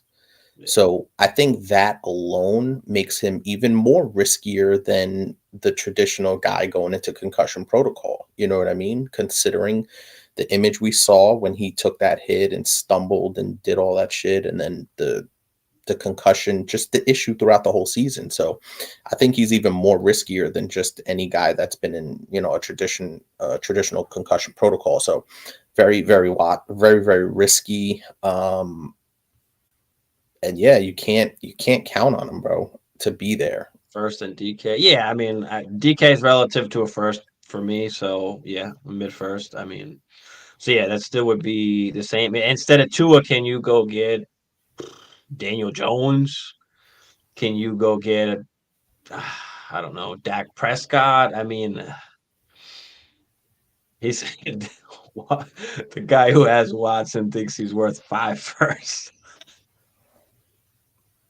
There's gonna be people that are gonna value guys Go higher, crazy. and Yeah. I mean, listen, at Deshaun Watson's peak, I mean, he might be worth something like that. Yeah. The But there's some Burrow, uncertainty now. the Josh Allen's, the Patrick Mahomes, but There's some uncertainty with him now. So we shall see. We shall see. But yeah, let me look at the QBs real quick. If anybody else comes to mind. I think the Jared Goff. I mean, we talked about Jared That's Goff. the guy. That's the guy, bro. I'm telling you. You go get Jared Goff. Like, I mean, he's locked in, like top 10 to 15 QB. Like, you could pretty much But lock him in still for that. underrated. We Still just said very Daniel underrated. Jones is like 12 to 15. I would say Jared Goff maybe like 10 to 15. I think he's maybe just because the weapons that he has, and they're more like passing than Daniel Jones is going to be. But Daniel Jones does give you the rushing, but he's not throwing for 4,500 yards at the same time. So How you feel about? I know this might be. He'll be expensive. Trevor Lawrence. Trevor, he's going to be very expensive. Marty, what up, Marty? My fellow Vikings brother. But Marty, yeah, Marty, I would say what up, but once Blanc put that Vikings thing in there, that changed my whole tune. oh man. So yeah, Marty's usually always tuning in with 420 Fantasy Hustlers. So we're always hanging out in there when I'm on Skull, baby. Yep. That's what I'm talking about, baby. Yeah, I'm gonna try golf for a first and see how it goes. Yeah, bro. absolutely. Start it off and see where that takes you. Oh shit, bro. But yeah, I would definitely, see what golf is gonna cost you. Mm-hmm. Start there and go from there. I mean, listen, how much worse is Russell Wilson gonna get now that Sean Payton's No, there? I mean, I don't really want to go get him. I'd rather go get, Jared Goff. But if it's just impossible, if the guy thinks Jared Goff's worth 4 first, then then take a hike. You can tell him to kick rocks on that as well. Murray, I mean, shit. It's really Murray, Goff, Watson, guys that had a little bit of down years. Russell Wilson, no thank you. I just saw Herbert get fucking thrown around in one of my Superflex leagues that I'm in. It wasn't a horrible trade, but he got him for fucking relatively way cheaper than he should have. Well, Herbert had a down happens. year by his standards. Yeah, people get scared. People get after just down seasons, down games. Like from week to week, there's just the values and what people perceive like change so much. Sure. It's crazy, bro. Going to package 2 first and DK at a worst 24 first as well for Lawrence. Hell yeah, bro. You got to start at the top and work your way down. Like, there's no reason to not ask. Like, the worst somebody can tell you is just what they told you on Watson. And you're back to where you started. He's worth 5 first. Okay, let me move on to the next one. But you just never know. You never know, what people value things, especially first, bro. People fall in love with these rookies, especially as we get closer, Would you drop Isaiah Hodgins to stash Wan'Dale? Absolutely, 100%. I'd rather have Wan'Dale than Isaiah Hodgins. What do you think, Kevin? I don't know, man. I like me some Isaiah Hodgins. He really showed me something. Now, I don't think the Giants view Isaiah Hodgins as highly as they do Wan'Dale, and I understand why, and rightfully so. But he had like 12 targets the last game he played. Just saying. I understand, but I like what I've seen from Hodgins. I really do. I like his hands. I like his ability to, catch in traffic. He went on a crazy touchdown tear there at the end of the season. So it's not as easy as just, oh yeah, but I can't be mad at you if you wanted Wandell over Hodgins because he's the higher upside guy, obviously. I'm with you. I like Hodgins as well. I just think that DeBoll, he's fucking good. I mean, he's going to get the ball in his playmakers' hands. And we saw when I once they agree. got Wandell involved and he was healthy, like he was getting the ball. So If all systems go, they've I get got it. nobody else there. And I think Hodgins will be good as well. But for me, Hodgins is more Hunter Renfro. like a poor man's Adam Thielen. Like he's got to score the touchdown. And he's probably Uh-huh. getting like, 4 for 60, something like that. But you got to hope, pray for the touchdown. Like Wandell could be, 7, 8, 9 catches for 90, 100 yards. 110. Like, he's Yeah. not going to go crazy and not going to go crazy touchdown wise, but he's going to give you that PPR upside, the solid floor. Yeah. And that's why I like Wandell, especially since they drafted him. I'll take it. Yeah, he is hurt. I don't know if he's going to be ready for the start of the season. I don't know. And typically, when those injuries happen, you're not 100% yourself right away anyway. So I would suppose, expect him to, not till mid-season, end of season, really to kind of be in form, really 2024 to really kind of see everything. But we'll see how everything goes. We just saw Godwin just step right in and be, pretty good and be okay. So I don't know. That's all that happens. But yeah, I would rather have Wandell. Hammer would rather have Hodgins. I Both of didn't those say guys that. are actually in one of my wide receiver stash. My wide receiver stash video. You I didn't didn't say say I'd that. rather have Okay, Hodgins. so well, this is literally the question. I mean, do you drop Isaiah Hodgins to stash Wandell? You got to pick one. Who do you want? You want Hodgins or do you want Wandell? Yeah, Wandell. Yes, you want him Okay, because he's the higher okay, upside guy, but okay. I wouldn't be mad if you took Hodgins. That's all I'm saying. I would be. That's all I'm saying. So, like you said, the high upside doesn't make sense to not take the upside. Like you have to, That's fair. That's fair. have to. All right, let's get into the second team here, guys. You can still throw the questions out. We'll get to them. But all right, this is from Brian. We've got no problem, Marty. See, one QB, two running back, two wide receiver, one tight end, two flex. So this is start 8. This is only a 10 team, and this is one QB. So one QB league, full PPR. We've got a ton of draft picks here. 102, 103, 105, 110, 205, 210, 303, 305. Damn. 2024, we've got 3 firsts and a third. 25, we got a first, a second, and 2/3. All right, let's take a look. QBs, we got Watson, Pickett, Russell Wilson, Aaron Rodgers. It is only one QB. Running backs, we've got Jack, Gainwell, McKinnon, Mostert, Dylan, Well, White. that's probably why he has all those picks.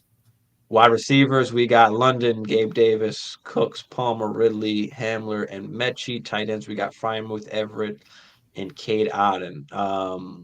We've got some context in the bottom. We'll get to that in a minute. But all right, what do you think, Hammer? Right off the bat, what's your initial thoughts? Needs a lot of work, but I did read some of the context, so I understand why. And now that you rattled off the team and I saw the picks, I can see exactly what he did. So he probably traded all his guys and got a bunch of picks, which is fine. I don't have a problem with that. That's not my strategy. I would never completely tear it down. I would trade if I had valuable guys. I would try and trade those for younger, core-ish type guys that have been in the league maybe 1-2 years, to try and more reload instead of rebuild per se. But just looking at it, we're gonna have to get to work on this. Yeah, a lot of work to be done. That's my initial thought. Yeah, I think hold it up. He also asked, how long is it going to take for him to rebuild and get in contention. But all right, let's get into some of the things that happened here. He finished third, and he decided it was just time to fully rebuild, and that's fine. There's nothing wrong with doing that. But let's see, he traded away Chase, Devontae, and Herbert.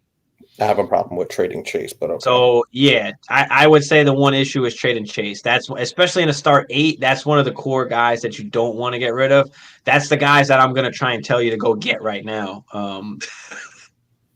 So that's a. Mm-hmm. But I'm guessing you traded. I'm hoping you traded Chase and like maybe got London and some picks or something. I don't know.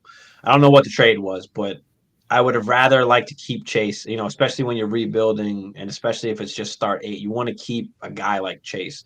Devontae, perfect. You want to get off of him. Herbert. I mean, that's fine, I guess, since you got Watson, you got Wilson, you got Rodgers. Like it's one QB anyway, so. We've got the GM with the 101 is taking a QB. It's a one QB league, so why that guy's taking a QB at the 101 Let him. is just Let him. beyond me. I don't know if he's just that dumb or he just is fucking with your head right now. Because if That's anything, if possible. he needs a QB, it's just like, okay, why take it at the 101? Just trade back and accumulate some more assets and take a QB later on. Like nobody's jumping in the one QB league to go get, How Bryce Young right or CJ Stroud. So in a that's just 10 idiotic for me. bro in a 10 team one QB that I mean, makes he needs no a sense. QB. Okay, can you get the 101? Can you give him fucking Russell Wilson? Like,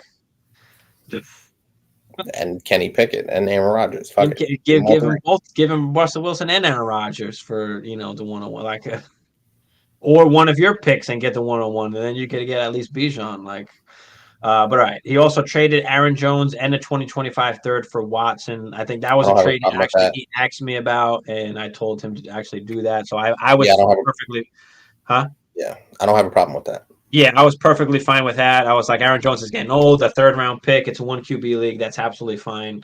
Go get Deshaun Watson because you got Wilson, you got Rodgers. I mean, we hope Wilson takes a step up with Sean So Payton, so but I'm not betting on that. Like, I'd rather just have the Deshaun Watson. But go ahead. What so are you my saying? only so my only issue now that I'm starting to put all the pieces to this particular puzzle together is if you had all these assets and you wanted to trade them, you could have did better than Deshaun Watson. And that's not a knock on Deshaun Watson. That's saying go get Joe Burrow. You know what I mean? See if you could make a run at Patrick Mahomes because of the talent that you had. So at least you lock in that solidified quarterback. Um, listen, you could have traded. I mean, you did have Justin Herbert, so I guess you know moving off him. But I would have kept Herbert and Chase, and then built around that. Those were pillar foundational guys that are young, and I think the Chargers are going to draft a wide receiver or at least make another run at a wide receiver. And Justin Herbert still has immense upside. So those were the two like main issues I had. Trading Chase, obviously, you can't do that. And then trading Justin Herbert and then replacing him with Deshaun Watson. Yeah. But listen, whatever was done was done. So how can we fix it, right? How are we moving forward here? So, I mean, studs, core players, Watson, maybe. Fryermuth, London, Watson. I mean, right? That's it, really. Yeah. Yeah. So, all right, what some team needs? What do we need here? We obviously need running backs. We need wide receivers. Yeah, you need top end. Well, but that's the thing though. I think it's so hard because he traded Chase. So what are we gonna say? Go trade the 102 to 103 for Chase? Yeah, that's exactly what I'm going to say. Well, maybe not Chase because you just gave him up, and that guy probably doesn't want to give him up. But no, I'm going to say go get Amon Ra? fucking JJ, go get Amon Ra, AJ Brown, T Higgins, any one of those guys, because CD? that's what you're going to CD. Those are going to be that's going to Waddle? be what you need. Because as far as the rebuild, like, bro, you can contend next year if you make the right moves and make the right trades. Like, this is not a rebuild. You just basically cashed in on your assets and now you have them in different areas. Like, the value is just different. So yeah, I mean, trade pieces, So trade targets. You only really have your picks. So yeah. Gabe Davis, any of these guys can go as long as it's not Drake London or Watson. One QB and nobody's jumping at Russell Wilson or Aaron Rodgers, except for this guy that's got the fucking 101 apparently. I, I don't know. Are you okay with trading Ridley as well, or would you kind of Yeah, I'm lock in definitely on him? no, I'm definitely okay with trading Ridley. I don't want any part of Ridley. I don't think he's going to do bad. That's not. I don't think that at all. But we're trying to get younger. Like just take the perceived value that he has. That people think he's Hmm. going to still be a top 5, top 10 guy, which he absolutely still can be. But I'm not going to. I know. I'd rather get a younger, more stud guy if that's possible, combining that with something else. So yeah, as long as it's not Deshaun Watson and Drake London or Fryermuth, like I think we're okay at QB and I think we're okay at tight end. Like I'm okay with just rolling with Fryermuth. I think he's a top 6 dynasty tight end, and so I'm okay with rolling there and rolling with Watson at QB. So those two positions, I think that you're okay with, but we've definitely got to improve the wide receiver. So do you think he Quarterback. made these trades and got this boatload of picks to just draft, like, you know what I mean? Because if that's the case, then you would have just kept some of those younger guys like Chase and Herbert. Well, you're not You going know to what I mean? draft the next, you're not going to draft the team with all these picks and then contend next year. Like the way to start contending is to just use these picks now and trade for the young studs that are already the proven guys that are there. So, like you said before, what am I going to tell them to go get Chase? It's exactly what I'm going to. What is it going to cost to go get any of the top 10 dynasty wide receivers? I mean, what is it going to take to cost to get Justin Jefferson or AJ Brown, CD Lamb, St. Brown, Waddle? Like, what is it going to cost? You got all the picks and you've got 2024 first. So do the Mm-hmm. people in your league not value the first round picks? Like, are we stuck with these picks now because people don't value them and people don't want to, take them for trades? Like, that's another thing that, we don't know that you got to look at as well. So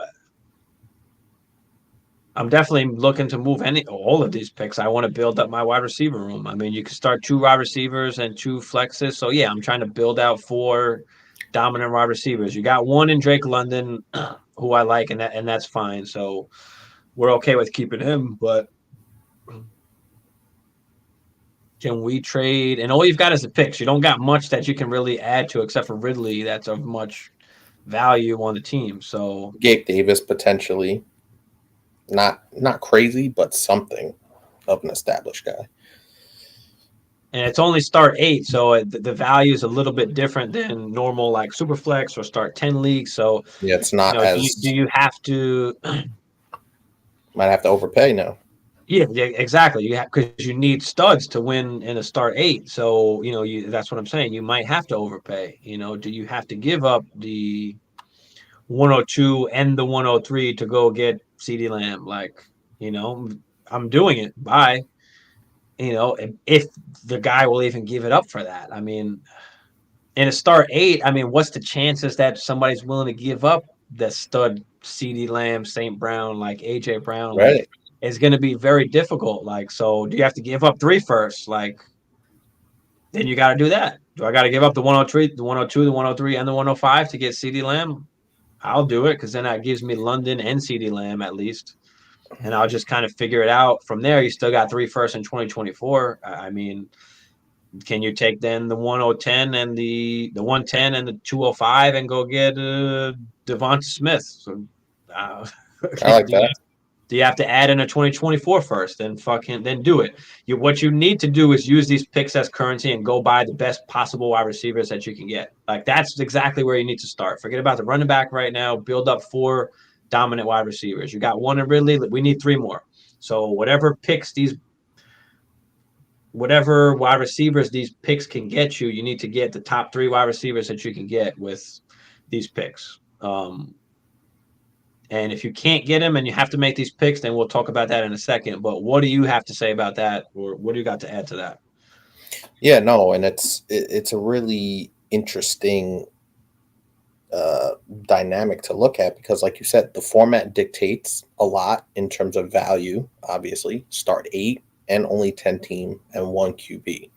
Mhm. So right off the bat, that even enhances my point about having those pillar guys, which you had a couple of them that you traded away. So now you're basically, you set yourself back a little bit because those guys are even more valuable considering your format. But yeah, I have no problem with that. Go out and fucking and do that. But I'm just wondering for this team, for Brian's team, he had stud guys that he traded. So is he looking to go out and make these picks? That's the only reasonable or logical thing that I can imagine in this scenario, is that he had young stud core guys that he traded. So I'm looking at it as he wants to make these picks.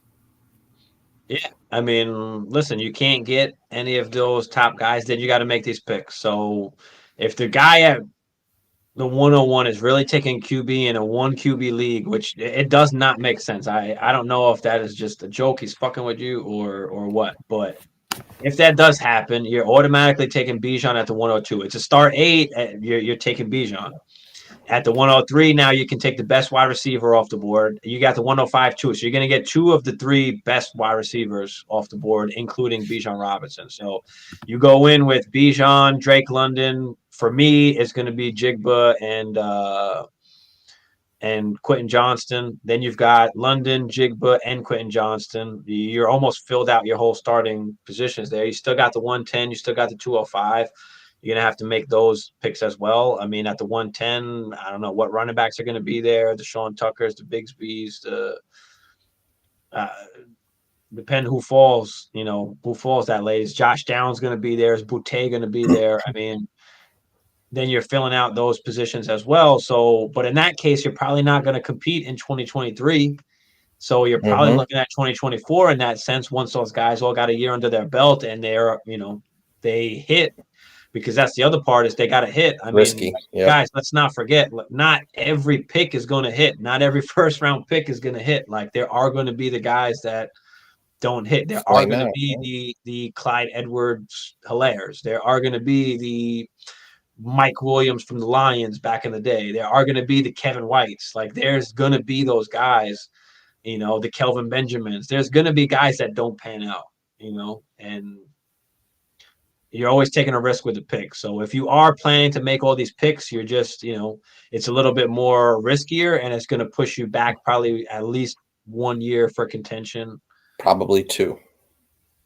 Because also too, with this particular setup, and don't forget, a lot of these guys that you pick, especially at the wide receiver position, it takes them about a year to finally get under their belt. See, not every guy that comes out is Jamar Chase and Justin Jefferson that just go off right away.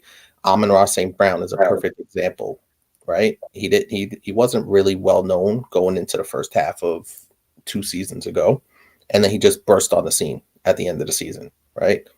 Christian Watson, another great example, right? Terrible for the first 8-9 weeks, burst on the scene. So you have to go into this, if you're going to make these picks, with the understanding that I have to be patient with these guys. You're probably going to lose a ton of games. And listen, then that sets you up for that 2024 draft, where you're going to have some good top end picks. And then maybe you could start moving those picks and loading up on that talent again. Yeah. So those are the picks I'd be making at the 102, 103, and 105. If Johnston is not there, if he goes at the 104, then you got Addison. Like, you've got 2 of the 3 best wide receivers and Bijan. So, you could take either Gibbs there too if you want, but I'd probably rather just take the wide receiver. The 110, I'd probably look to trade that for a 2024 first. That will give you 4 2024 firsts. So I like that flexibility going into next year, especially being that you're probably not going to compete in 2023 unless you're able to trade these picks for, some studs. So that's kind of what I'll be looking at there. 205, 210. I mean, you don't know what's going to be available there.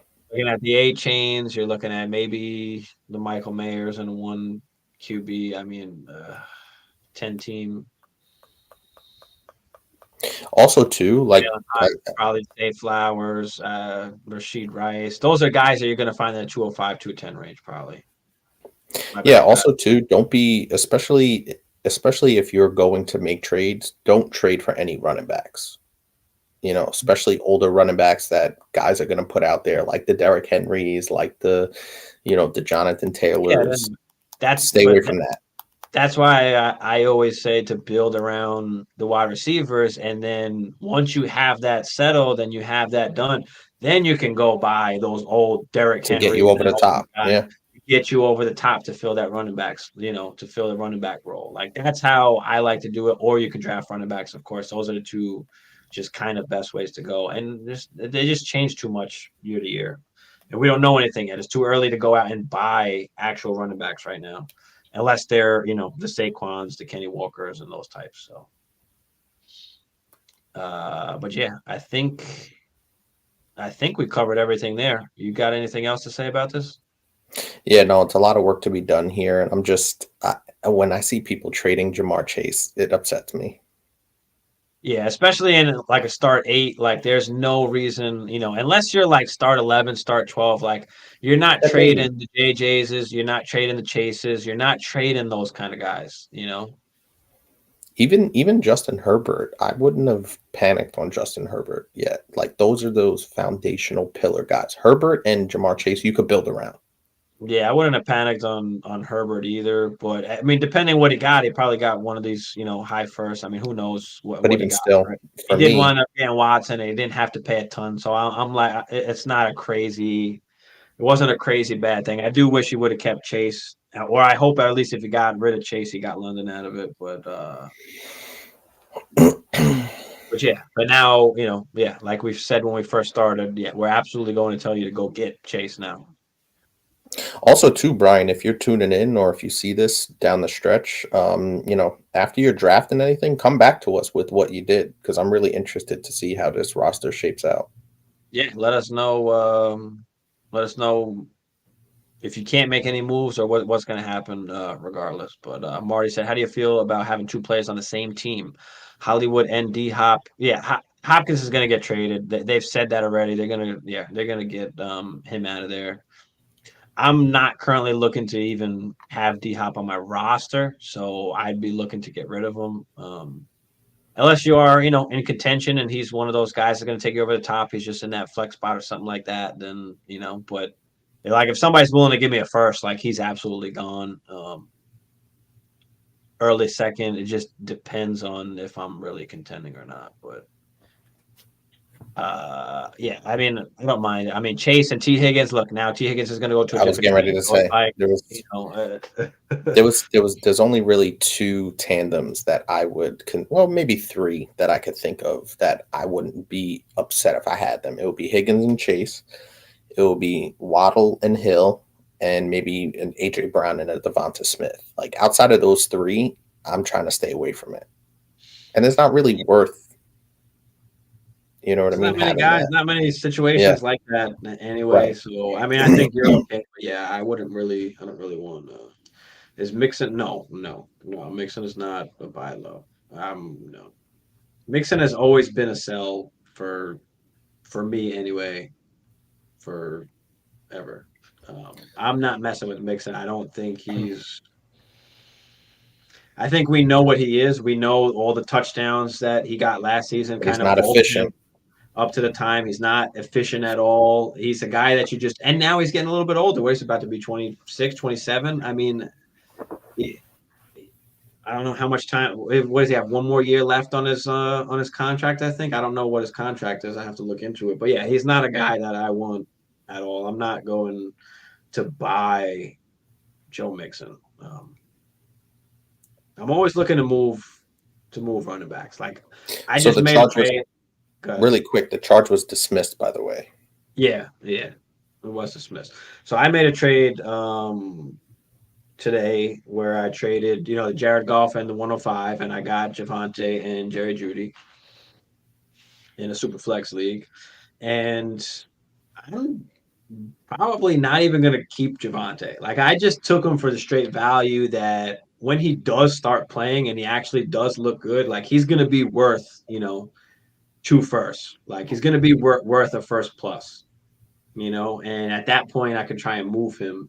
So, you know, I didn't necessarily want him in the trade, but because of just the value wise, I took it. I like Judy. I don't know if I'm going to keep Javante because I want to build up my wide receivers. So if I can wait for Javante's stock to to go up and then move him at peak value, that's what I'm trying to do. So we'll see what happens. But Yeah, it's all about getting the value there. And if you're thinking, and we talk about this sometimes too, just because you made a trade doesn't mean that's what you're sticking with. You could think 2 steps ahead, 3 steps ahead sometimes in terms of, what you want to do with a specific trade. Just because you trade for a player doesn't mean that he's automatically going to be locked into your roster if you have future moves that you want to make. yeah, that's what I keep saying, guys. Be patient. We're not. You don't have. You don't. We don't have a game next week. Like, there's no. We're not. We don't have. Hmm. To, you don't have to have a complete starting lineup right now. Like, don't be worried if you got no running backs right now, or like it doesn't matter. We don't have to have a starting team right now. We've got time to fix that. So don't get caught up into, oh, I need to fill out my roster or make these trades and fix my starting lineup. Like, don't worry about that. Right now, just try and get, value or things that are going to increase in value. Get rid of things that are going to decrease in value. Like, now's the time to just accrue value and get rid of things that are just going to be devalued or decrease in value. Agreed. Marty said, Vikings question, love it. If we get rid of Cook and Madison, would you be happy if Bijan? Oh, absolutely. I've seen a mock draft where he does make it to the Vikings. I don't know if he's going to or not, or if we would even take him. I think we do have an out in Cook's contract, but yeah, I've seen a situation where he does get drafted. That'd be fucking awesome. I'd love it. I'd love that. Absolutely. If he makes it to us. But I think we've got more glaring needs than the running back position right now. Like, that's my issue, is like our defense is fucking bad. So we need to fix that. I've seen mocks where we get a wide receiver. I've seen Jigba come to us in a couple mocks. I've seen Josh Downs come to us in a couple mocks. I've seen Boutte come in them. I've seen a bunch of different things. We got so many neat. Yeah, that's what I'm saying. It's not. I don't know if it's worth it, bro. Our defense is ass, dude. We lose because of the defense. Like, no, we need to fix the defense, bro. Yeah, we'll never be anything if we can't fix the defense. Doesn't matter how good like Kirk and JJ is. Like, there's still a limit to what Kirk can do. As good as Kirk is, like, he's not Patrick Mahomes, where a shitty defense doesn't matter. Like, the shit Hmm. matters. Like, we're no, you know. So we And there's going definitely to be need to fix games. the There's defense. going Oh, to be I said, games bro. where Other Kirk's not than on it. other than Hunter Smith, uh, and Kendricks, like, fucking bro, release all these motherfuckers. Get rid of all of them. You have to. And I think the one thing about the NFL is, especially for defense, like, you can reload pretty quickly between free agency and the draft. If you hit on a couple of good, defensive look what the Cowboys did. The Cowboys had a terrible defense for years. They go out, get Micah Parsons, they get Diggs, and now they can add some pieces in there. You know what I mean? So, I like both Smiths. They could keep both Smiths. Both Smiths. We'll add Zadarius to that, because I did like the little combos of Darius Smith and Danielle Hunter. I think they did play well at times. They could have did a little bit better, but I think they were pretty solid. So I'll keep both Smiths. Hitman is my guy. I love Harrison Smith. I mean, they're getting a little up there in age, but those are the only like reliable dudes like we can count on. mhm. Like, everybody else is just straight, as LaShawn McCoy calls Dak Prescott, ass. Bro, have you watched LaShawn McCoy? I've seen a few of the I clips. like I like I like that they just let him kind of be himself. It's more kind of like our generation, where it's not so like proper. He's more He's- like tell it how it is. Like, bro, the fuck are you doing? Like, which, I mean, it's good. I like it. It's refreshing. Yeah, Thielen definitely got to go. He's just up there in age. I love me some Thielen, but he's just not the guy who he was anymore. And Osborne is just not like that number two guy. I think that's why we went out and got TJ Hawkinson, so that he's really kind of the number two. the number two guy, and we could definitely use an actual like number two wide receiver. Definitely. Yeah, but those you could get in the draft, develop them, and Yeah, it's good. And it's good. It's good that you have JJ, that you can have another younger guy come and we in. got TJ. I like we've Right. got some guys that we're not dependent on that second wide receiver, but Jalen Naylor. Oh, don't give me Jalen Naylor, bro. This guy, he's all right, but he's not it. He's all right, but he's not it. We need to get someone else. If we can get Downs, like that'll be sick. If we could get him in the second, like that'd be crazy. I don't. He'd probably go in the first though. We got to go defense in the first. I don't know if we go offense. Unless we go off. I don't know, man. It all depends on the board, bro. But yeah, Jalen Naylor can. That ain't happening. That ain't happening. How about the Pack Hammer? What's the Pack doing? Is it Jordan Still, Love season or what? Marty Hammer is a Packer fan. If you don't know,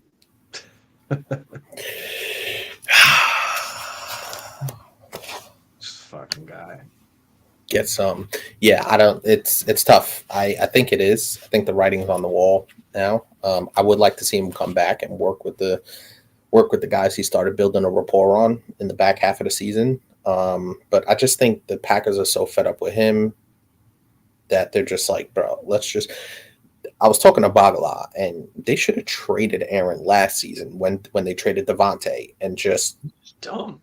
let They it fucked ride. up Right. situation So after situation. they Like, think they're smarter than everybody, right? And it kind of kind of pissed me off that they didn't trade him when they traded Devontae. But listen, we're here. I think they should trade him. They're going to trade him to the Raiders. Okay, I can see that. I like the Jets, but Yeah, Raiders everybody's talking about that, but I like them trading to the Raiders a little bit better because you I could think. get. Yeah, go ahead, because you can I get feel what? like I feel like you could get a little bit more. You could get players and picks. I don't think the Jets are really going to give up too many players. They're willing to give up the house. They're willing to give up whatever. They're willing to give up multiple firsts. So Whatever the best package is, I think they should do it. I Um, particularly like the Jets. I think the Jets would be really good for that. I mean, great defense.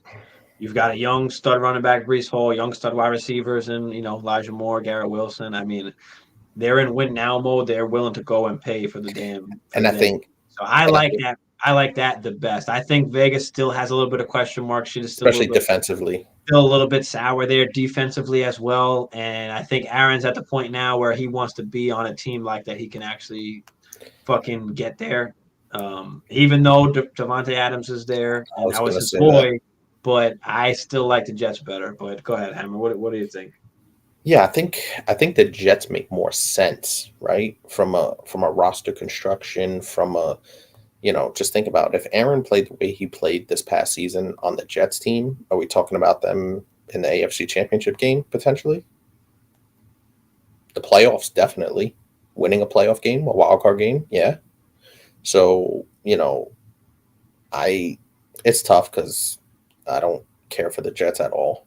Um, I would get to see him every week. I mean, I see him anyway on Red Zone, but it would just, I don't know. I just don't understand. If he would have just said, yeah, I want to be here, we would have still had Devontae. We'd probably been in another NFC championship game.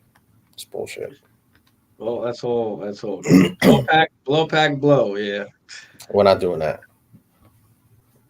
I have a feeling he stays. I mean, I don't No, think so. I think it's just, I think it's a done. And he already said, like, oh, they're having some discussions and I'm not involved or something like that. There was some comment he made. Um, and he's always on fucking McAfee show just talking shit, which I love, by the way. But yeah, it irritates me.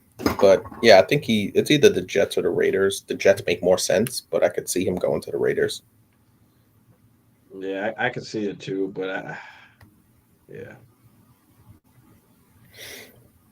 Yeah, what I said, I'd be thrilled if Mike White somehow ends up as the Vikings backup. I don't think It's that does much for possible. I them. mean, but I don't know. Kirk Cousins plays all the time. Kirk Cousins doesn't really get hurt. He's not. I think you went as far as you can go with Kirk Cousins. I'll be honest with you. You could tell me all the defense, all the blah, blah, blah. You can tell me all that crap you want. They've gone as far as they can go with Kirk Cousins, in my estimation. I don't think so. I think we can go further. We just need the damn. We only got like a year or two left. I don't know how much longer Kirk's fucking noodle arm is gonna. But I can see it in him now. Like whenever he tries to throw it deep, like this motherfucker uses all of his fucking might. Like It's funny. But I mean, that's a real thing. I mean, we saw it in Drew Brees, and that's just kind of what it reminds me of. Is like Peyton. when you can see it when he like winds up, it's like Peyton Manning, same thing. So Kirk is just the thing with Kirk is he's one of those QBs where you've got to be, in that right situation where you have that great, that dominant defense. Like he's not gonna be the guy to take you over the top. Like we said, he's not the Burrow, the Mahomes that can make up for a shitty defense and shit like that. Like he's not gonna be that type of guy. Kirk said he would. Kirk would have won Super Bowl with the 49ers. He can go. Yeah, that's what I mean. Like he needs that little bit of help more. He's not a guy that's gonna go out and just fucking win it for us. Like yeah, he's not the answer to win it. But it's not like there's guys out there that's gonna be better for us than Kirk is. So that's the problem is that we're kind of stuck in this situation. Like, yep. So we got to do the best we got to do, and that just means we got to fucking get this defense together. I mean, so we got a couple years of Kirk left. Like, let's stack up the fucking defense, and at least when he's gone, then all we need is a QB. But I don't know, bro. We haven't had the luxury of the Packers with Brett Favre and fucking Aaron Rodgers for the last however many years. 30. Although Brett Favre did come and play fucking lights out for us with Sidney Rice back. Bro, we should have won that year. That was the year we should have run if he didn't fucking throw that cross-field fucking throw that got picked off when he should have just fucking ran it for the 5 yards, bro. That was just fucked. That was our year, bro. We should have had it that year. Right, Marty? It's very hard to argue with that. And Brett Favre was my guy. But that's the throw he makes. He's tried that before. They fucking murdered Brett. They did.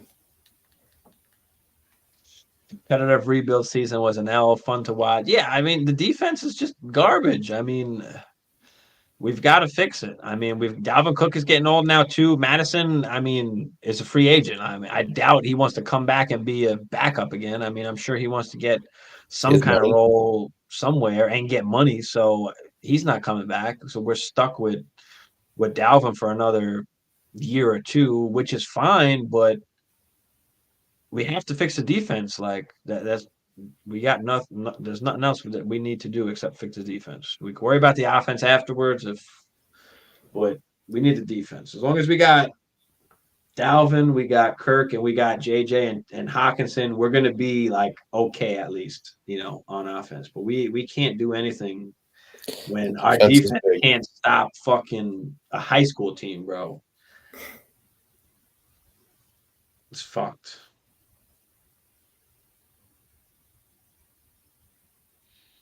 Yeah, Ty Chandler's all right. I got him on my taxi squad in one of my Dynasty leagues. He's good, but I mean, he's not going to be the next guy. Like, he's just not. He's just not. So, I don't know. What else y'all got before we get off here? Any other questions, topics? What else happened? All right. What about Sean Payton and Judy and Russell Wilson? Like, what's your take now on Russell Wilson? I guess.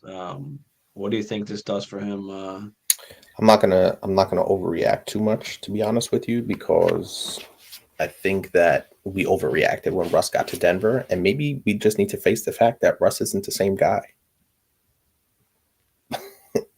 Like, is it? Can we come to that conclusion? So I'm not going to overreact. I want to wait to see the first 4 games and then make a decision on, all right, cool. Russell just needed a different coach or something, or he could rekindle, whatever the case may be. But I'm gonna wait and see mode with that situation. I think it's good for the Broncos, but do I think it's a needle mover as much as people might think? Not really. Yeah, I mean, Marty said Ty Chandler could be like a McKinnon for our passing. He could be. I mean, I just don't think he's worth anything like fantasy wise. Like, I think he'll be more like a better NFL player. I don't think fantasy wise he's gonna do anything. So Ty Chandler's not a guy I'm really worried about. I'm okay with stashing him because, like we said, if Madison's not getting re-signed, like he's going somewhere else. So you got And Ty there's a Chandler role. could step up into that RB2 role. Especially if Dalvin gets hurt, he can get actually some spot starts where you can then trade him then for, third round pick, a second round pick, just capitalize on the opportunity. But he's not going to like take over a backfield and be our future or anything like that. We could turn Rager into a Cordell type running back. Listen, Rager could kick rocks, bro. I'm done with Rager. This dude, man, first off, coming into the league, I mean, he was picked over Justin Jefferson. People drafted Jalen Rager over Justin Jefferson in rookie drafts. If you made that mistake, I feel fucking absolutely horrible for you. That's funny, dude. But yeah, I mean, and then we saw even in the playoff game, like he fucking stopped running a route and then caused an interception, like just straight stop running the route in the middle of the field. So yeah, I'm done with Rager. Forget Rager, bro. I think we know what he is. He cannot be. He cannot be a Viking, is what he can be. That's what he can do. He can get the fuck off my team. Rager got talent pouring out of his ass. Rager, no, fuck, no. This dude, it's done, bro. It's done. We saw this Nelson Aguilar getting more stat. Like he couldn't even get on the field for the Eagles, and they were like, "Bro, we're done." Catch, what up, brother? What's going on, boys? Keep up the grind. Appreciate you stopping by, brother. Yeah, we're about to get off this, but yeah, Catch, you got any questions? Throw them out there. But yeah, bro, Rager can, forget Rager, bro. I love it. I'll give it to you real, bro. Rager, I mean, in Dynasty, he's jack shit. Mm-hmm.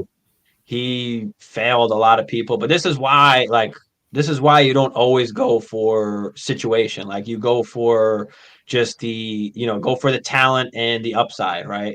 I mentioned before CEH, right? People made the horrible mistake of drafting CEH even at the damn 101 just because he was on the damn Chiefs. And then you look at a guy like AJ Brown where people shied away from because of the situation he was put in on the Titans with no QB. And now look at what you got in AJ Brown. So, don't always go for the situation. Like you've got to look at the talent. Got to look at the talent and the upside in some of these guys.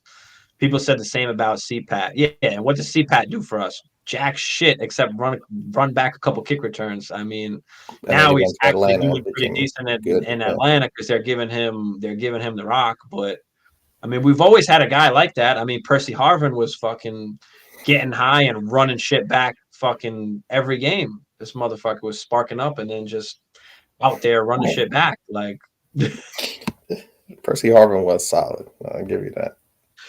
Yeah, I messed with Percy Harvin. Too bad it didn't last that long, but what else?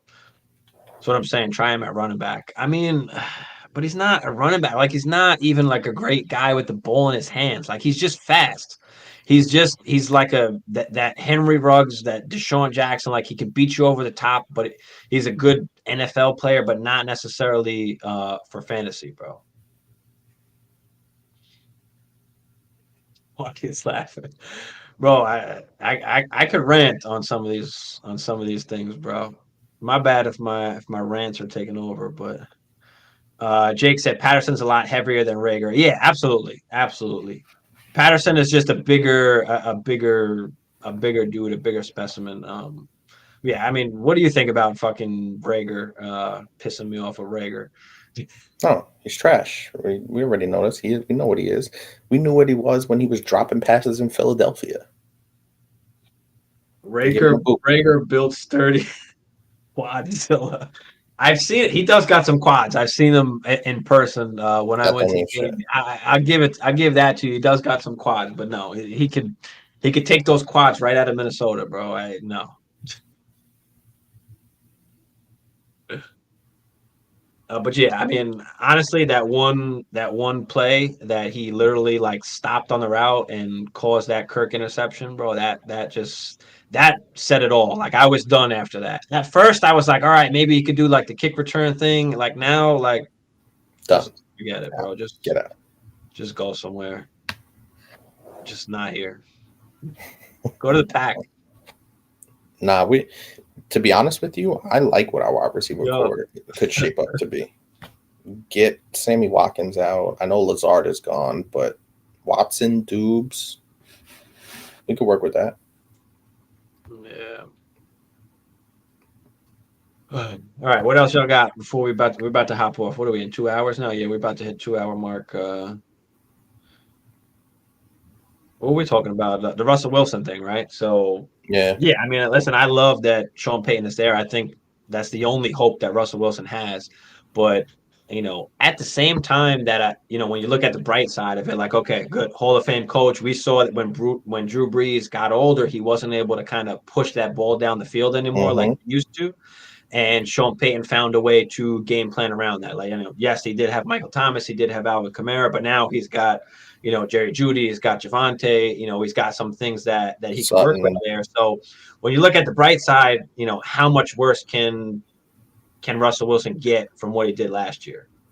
And I think Russell Wilson is still good enough, but I don't think he's going to be what people expect. I think the expectation is way too high. Yeah, I can agree with that as well. And maybe Sean Payton is going to see that. But then, you can look at the other side of it and say, yes, it was shitty with fucking, what's his name, Hackett and all that shit. But at the same time, like how many times did we see on replays where guys were wide he's open, missing wide open guys? Like he's not even seeing that they're open. Like we saw Javante, like one of the first games of the season, Javante Williams is just fucking in the end zone, waving his arms. That was a big like meme that they had up. And Russell Wilson doesn't see him. Jerry Jeudy wide open, and Russell Wilson doesn't see him. So, there's that other side to it too, where you can say, is he Not really the same guy. declining? Yeah. Is it just time that he's declining? Then again, listen, he's not the tallest guy in the world, right? He does have a little bit of trouble seeing from inside the pocket, where he was always a better QB when he was, scrambling or outside the pocket, making things happen. Now that he's a little bit older, and getting away from that, is that causing an issue? Like, I don't know. I think Sean Payton can hopefully fix it to make him decent, but even still, like he's not a top 12 QB anymore. Like he's now, that 12 to 15, I guess you can say that. Maybe even a little lower than that. Like possibly lower, but I don't know, man. I don't fucking know, bro. You know it's a bad day for you when people will take Daniel Jones over Russell Wilson. I'll take Daniel Jones over Russell Wilson. I'll take the rushing upside. That's my point. Oh shit! But listen, I like it for Jeudy. I like it for Javante. I like that they've got the offensive-minded coach that is going to get the ball into his playmakers' hands, which was a big thing for me in the beginning of the season as a Javante Williams owner before he even got hurt, where they just would not get the ball to their guys. Like it's just, I don't know. I don't get it. So I do like, that they got. I think what you said makes it most sense. How much worse can it get? Yeah, I mean, yeah, that's kind of how you got to look at it. Then there's Allen and Diggs for how Diggs acted in that playoff loss. Yeah, bro, Diggs is a bitch sometimes. I'm so glad that he's not in Minnesota no more, bro, because I don't like that baby bullshit, bro. I don't like that shit. Especially when it's like your QB, especially in a fucking playoff game. Instead of acting like a bitch, why don't you be like, hey, bro, like, you're not throwing me the ball. Like, what's going on? What do you see? Like, how can we fix this? Like, how can we adjust? How can you get me the ball? Like, do I need to run a different route? What are you seeing in the defense? Like, you need to sit there and talk about it. You just complaining like a bitch and blowing up on the sidelines is not helping anybody. It's just making you look stupid. And you do the same shit with fucking Kirk Cousins back in the day in Minnesota, right? I mean, just because Adam Thielen was getting more work than him, like, bro, go somewhere. I hate players like that. I mean, Diggs is great. Don't get me wrong. It's just if you want to win the actual Super Bowl or get to the Super Bowl, those players don't act like that. The players that are in the Super Bowl right now, like they don't act that.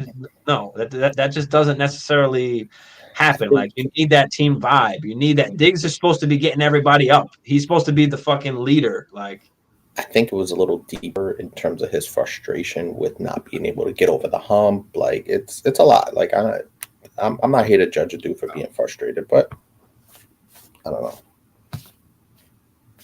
I'm done with it. Like that's supposed to be your boy. Like you got to figure the shit out. Like you can't just sit there and blow up. And meanwhile, cameras are all on you. Everybody's seeing the shit. Like when I saw it as like disrespecting Josh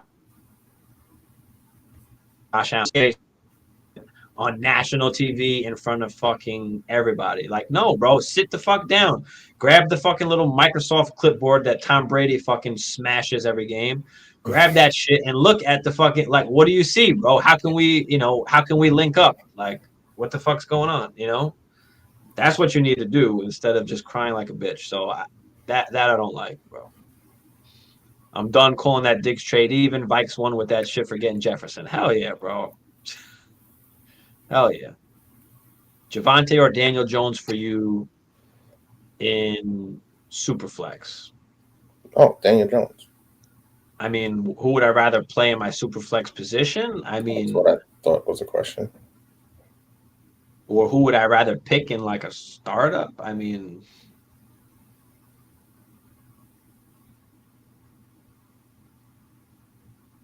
I want Daniel Jones. I want the QB.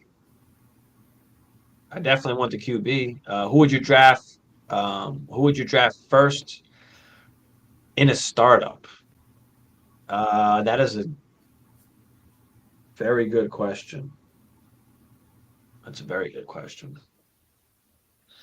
I'm still taking I'm taking Daniel Jones as of right now. I mean, Javante's not. He's injured, obviously. He's got to come back. He's got to come back from that.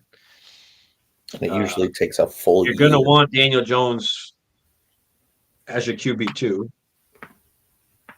As that super flex QB. So you got to say Daniel Jones because he's a QB. He's going to be more valuable. I mean, I'm not With mad if upside. you take Javante. They're not. It's not like Daniel Jones is going in the second round and Javante is going in the sixth. Like it's relatively close. They're going in relatively the same area. So depending how you want to shape your team, I want to take the QB. I think he does get the contract. I think he does stay on the Giants. But it is still a little bit of risk because he doesn't have that yet. So yeah, I agree. I'm taking Daniel Jones. These Daniel Jones trades because I tried to hook up a guy who needed a QB and he wouldn't consider these. I mean, yeah. I mean, if you're talking about trading for one or the other, like if I have Javante, I'm not trading him for Daniel Jones. Like I would want to do better than Daniel Jones, whether I have to add to something to that or not. So I could definitely see that. Even though we say, yeah, I'd rather have Daniel Jones or draft Daniel Jones. Like I'm not giving up Javante for Daniel Jones. Like I think I'd rather try and take the step up from that. Just on perceived value alone, or I just wait until Javante's actually playing and his value skyrockets, and at that point try and get the best QB that I could get. So, I mean, I can see why he doesn't want to do it.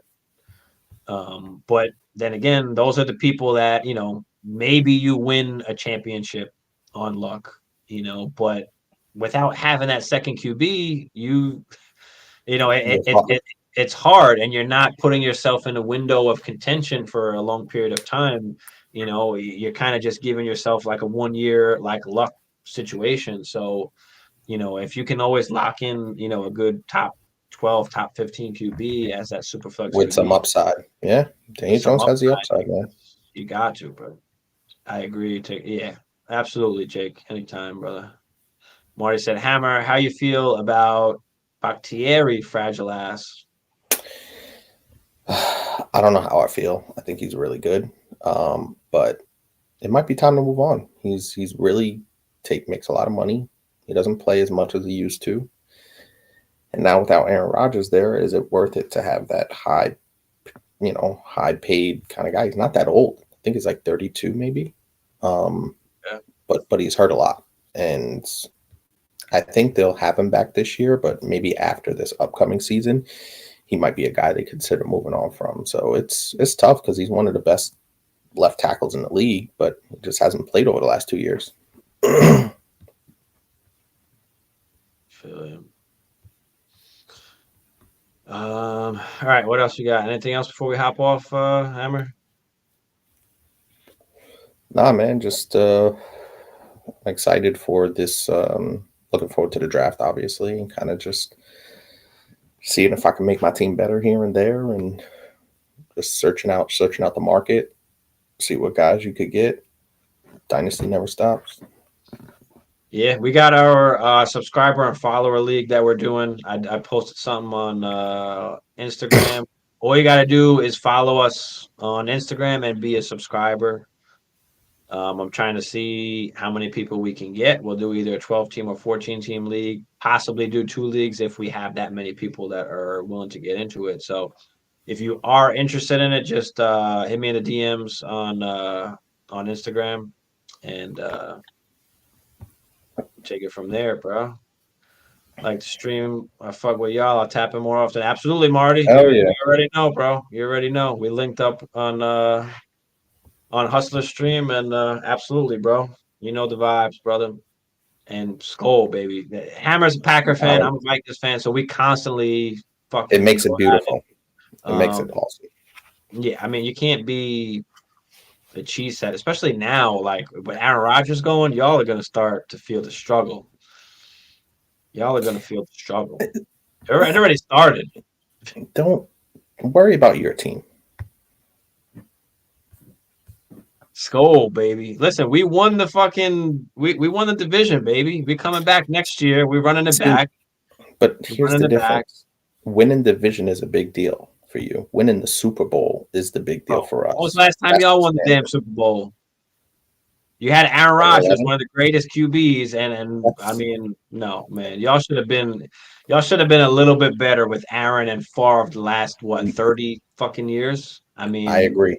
we've I had to agree. deal with fucking Christian Ponder, Tavares Jackson, fucking Case Keenum. I mean, we've had some straight fucking ass clowns at QB. I don't disagree, but we still won. Vikings fans don't know what that feels like. No, we should have fucking won with Favre. That should have been a fucking. That should have been a win. You should have even won. We should have won the. When did we fucking lose? Was that? When was it when we lost to Seattle with that fucking like 0 degrees? We missed the fucking kick. We should have won that year too. Joe Webb. Oh my god, I used to call him the future. Joe Webb's bitch ass, bro. Yeah, we had some straight garbage, some straight fucking trash. We'll see how it shakes out for the Pack. Rodgers is a true GOAT. 1 Super Bowl breaks my heart. Listen, I think Rodgers, as far as being able to like sling the fucking rock, like No question. Rodgers is up there with like the best of them as far as fucking slinging that shit. But you need multiple Super Bowls to put yourself in that class. You do. You do. No arguments there. You absolutely, yeah. Blair Walsh, bro. It's always the kickers for the Vikings. It goes back to the Garrett Anderson days. I mean, guy like didn't miss a field goal all year and then misses a field goal in the playoff game. Like, bro, we've had the most horrible kicking experience. Blair Walsh, that fucking guy. Oh my god, bro. Don't get me started on Blair. Don't get me started on the Blair Witch Project, bro. That was it, bro. It's a Blair Witch Project.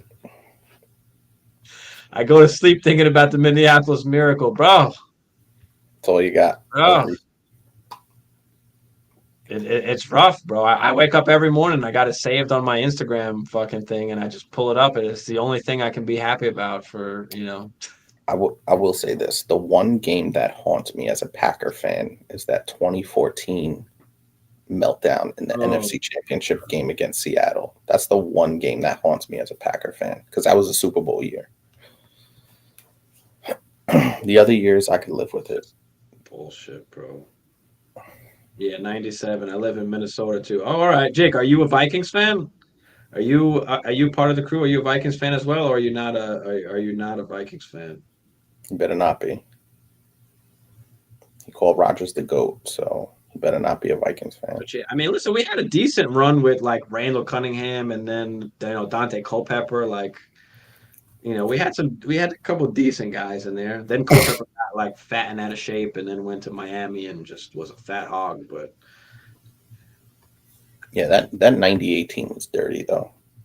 yeah, bro.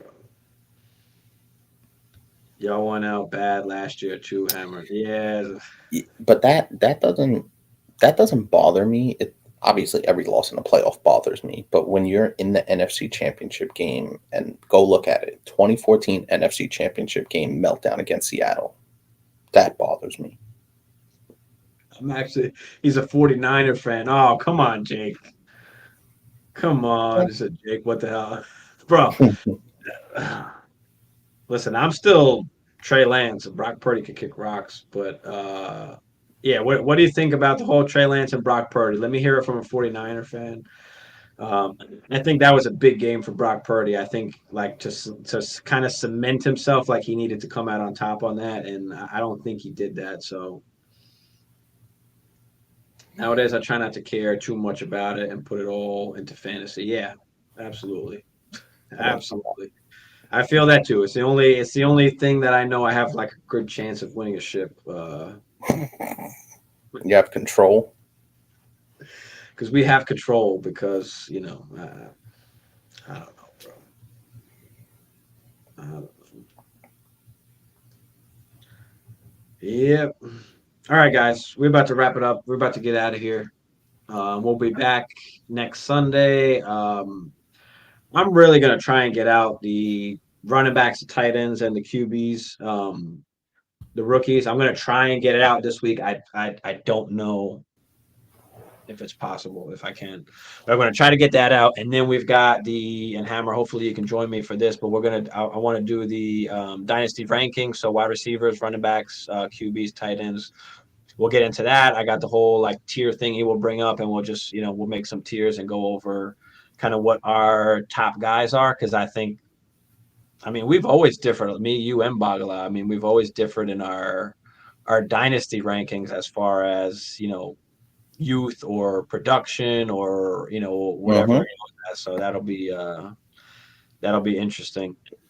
Yeah, I think Lance has much better odds to start, but we'll see. Enjoy the stream. Yeah, absolutely, bro. Yeah, appreciate you guys for tuning in, of course, as always. But yeah, I mean, we're pretty much going to be here every Sunday. I think is our day that we do it, Sunday 10 p.m. Obviously, I think next week is Super Bowl. No. Yep. So maybe not next week, right? What time is Super Bowl over? Super Bowl's pretty early, right? No, it starts at like 6:30 and runs to like it runs deep. So yeah, maybe next week we'll do Monday, Saturday or Monday we'll do instead. And like then, Monday. then we'll keep it on Sunday, I guess. Since we had a good turn up today. Hopefully everybody will just keep tuning in every Sunday. And we'll continue to put out videos. We'll try and get on some more lives other than just once a week. But for now, yeah, we're doing just rosters. We're doing Q&As. We're doing everything for, right now as we go into the off season, so people need to know, what do you need to do with your picks? What do you need to do to get better, make yourself a better team? So roster reviews are a big part of that. So Lance lost to the Bears with the Super Bowl hopeful team. He did, but that was a fucking rainy, horrible ass weather game. I don't think he could hold that. I don't think he could hold that against him. That was a monsoon. But all right, yeah. Peace out, Marty. Thanks, guys. Thanks for tuning in. Appreciate y'all.